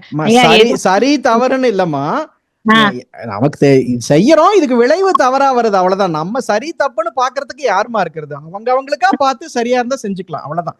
சரி தவறு அப்படிலாம் ஒண்ணும் இல்லம்மா. ஆமா ஆமாமா, குற்றம் காண்றதுல இருந்து எல்லாமே செய்யக்கூடாதுமா, செய்யக்கூடாது. ஆமாமா, நம்மளோட செயல்பாடுகள் என்னன்றத நம்ம அவ்வளவுதாம்மா, அவ்வளவுதாம்மா. நாம் நம்மள மேம்படுத்திக்கணும், அவ்வளவுதாம்மா. ஐயா, இந்த எதிரிகளாக நினைப்போர் இன்னல் புரியவர்களுக்கும் சொல்லி வாழ்த்துறோம் இல்லையா, அந்த எதிரியே எனக்கு இல்லையே, அதை நான் வாழ்த்துறதே இல்லையே, இப்ப நான் என்னங்கய்யா பண்ணணும்? கண்ணாடியில பாருங்க, எதிரி இல்லைன்னா அது இருக்காதான் தெரியும். உண்மையில் எதிரி இல்லம்மா, இல்லம்மா, யாருக்கும் கெடுதல் இல்லம்மா. உண்மையில் எதிரி உனக்கு உண்டெனில் உன் உள்ளத்தில் எழும் ஒழுங்கற்ற எண்ணமே. சாமிஜி சொன்னது. அதனால நம்ம என்ன பண்றோம்? வாழ்க வளமுடன், வாழ்க வளமுடன் சொல்ல சொல்ல நமக்குள்ள இருக்கிற தீய எண்ணங்கள் நமக்கு உண்மையில எதிரிதாம்மா. ஏதாவது ஒரு சில இந்த ஜோதிடத்துல சொல்லுவாங்கம்மா, ஒரு சில லக்னாதிபதியே அவங்களுக்கு 6ஆம் அதிபதியாவும் வந்துரும். அப்ப அவங்களுக்கு எதிரி அவங்கதான். உலகத்துல யாருமே எதிரி கிடையாது.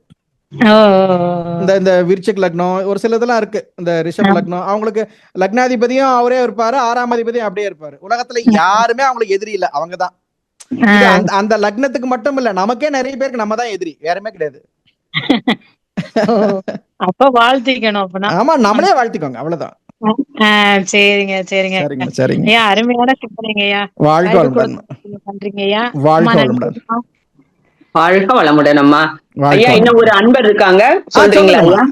அதுக்கு நம்ம சொல்லுங்கம்மா, கேக்குறாங்கல்ல, சொல்லுங்கம்மா.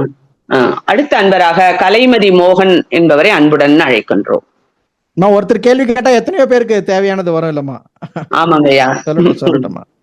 அம்மா வணக்கம். அம்மா ஐயா வணக்கம். ஐயா வணக்கம்மா. வாழ்க வளமுடன்மா. சொல்லுங்க. வாழ்க வளமுடன். உங்க ஒரே ரொம்ப சிறப்பா இருந்ததுங்க ஐயா. ரொம்ப சந்தோஷம். நீங்க ஃபர்ஸ்ட் ஸ்லைட்ல போட்டுட்டு இருந்தீங்க ஐயா, இந்த மாதிரி 7 விஷயங்கள் போட்டிருந்தீங்க. அதுல பொய்யாமை அண்ட் வாய்மை ரிப்பீட் அட்டு வந்துச்சு. பொய்யாமைனாலும் வாய்மைனாலும் ஒண்ணுதானேன்ட்டு எனக்கு அப்பத்துல இருந்து ஒரு சின்ன சந்தேகம். ஓ, அப்படிங்களாமா? சரிம்மா சரிம்மா. அது பெரியவங்க சொல்லுவாங்கம்மா, வாய்மை, உண்மை, மெய்மை 3 இருக்கு. வாய் சொல்லுது சாப்பிட்டியா, சாப்பிட்டேன், வாய் மட்டும் தான் சொல்லுது வாய்மை. சரி, இல்ல உண்மையே சாப்பிடல, உண்மைத்தன்மையோட சொல்றது உண்மைமா. சரி, கரெக்டுங்களா? கயிறுன்னு சொன்னாரு ஒருத்தர், அப்படி பார்த்தாருமா, கயிறு இருந்தது, அது பாம்புன்னாரு, வாய்மை, பொய் கிடையாது. அவரு அத பாம்புன்னு நினைச்சாரு, அதனால கயிறுன்னு சொன்னாரு. அது பொய்ன்னு சொல்ல முடியாது, வாய்மை. இல்ல அது அசையவே இல்ல, அது பாம்பா இருக்காது, கயிறா இருக்கும் அப்படின்றது உண்மை. பக்கத்துல போய் அது கயிறு தான், அதனுடைய உண்மைத்தன்மை உணர்ந்து ஏன் இப்படி நினைச்சோன்னு நினைக்கிறது மெய்மைன்னு பேருமா. இதெல்லாம் இலக்கணத்துல சொல்லுவாங்கம்மா, வாய்மை, உண்மை, மெய்மைன்னு பெரியவங்க சொல்லுவாங்கம்மா. அதனால அது இருக்குல்லம்மா, வாய்மை எனப்படுவது யாதெனில் யாதொன்றும் தீமை இல்லாத சொல்லல். யாருக்குமே தீமை இல்லாத ஒரு சந்தர்ப்பம் இருந்தா கொஞ்சம் பொய் சொன்னா கூட அது வாய்மைதான்னு சொல்றாங்க இல்லம்மா திருவள்ளுவர். சூப்பர். நல்லா சந்தோஷமா. இருக்குங்கய்யா. நல்லா கவனிச்சிருக்கீங்க, மெய்மை பரவாயில்ல. மெய்மைன்றது ரொம்ப புதுசா இருந்ததுங்க ஐயா. நம்ம குருமார்கள் வாரியார் சாமிகள் சொன்னது இதெல்லாம் நம்ம சும்மா நடமாடும் டேப் ரெக்கார்டர், நம்பிக்கையான ஜெராக்ஸ் காப்பி. எங்க குருநாதர்கள் சொல்றது திருப்பி சொல்றோம், அவ்வளவுதான்மா. ரொம்ப நன்றிங்க ஐயா. வாழ்க வளமுடன்மா. வாழ்க வளமுடன் ஐயா. நம் கடமை அறவாழ்வின் நாட்டத்தே சிறக்க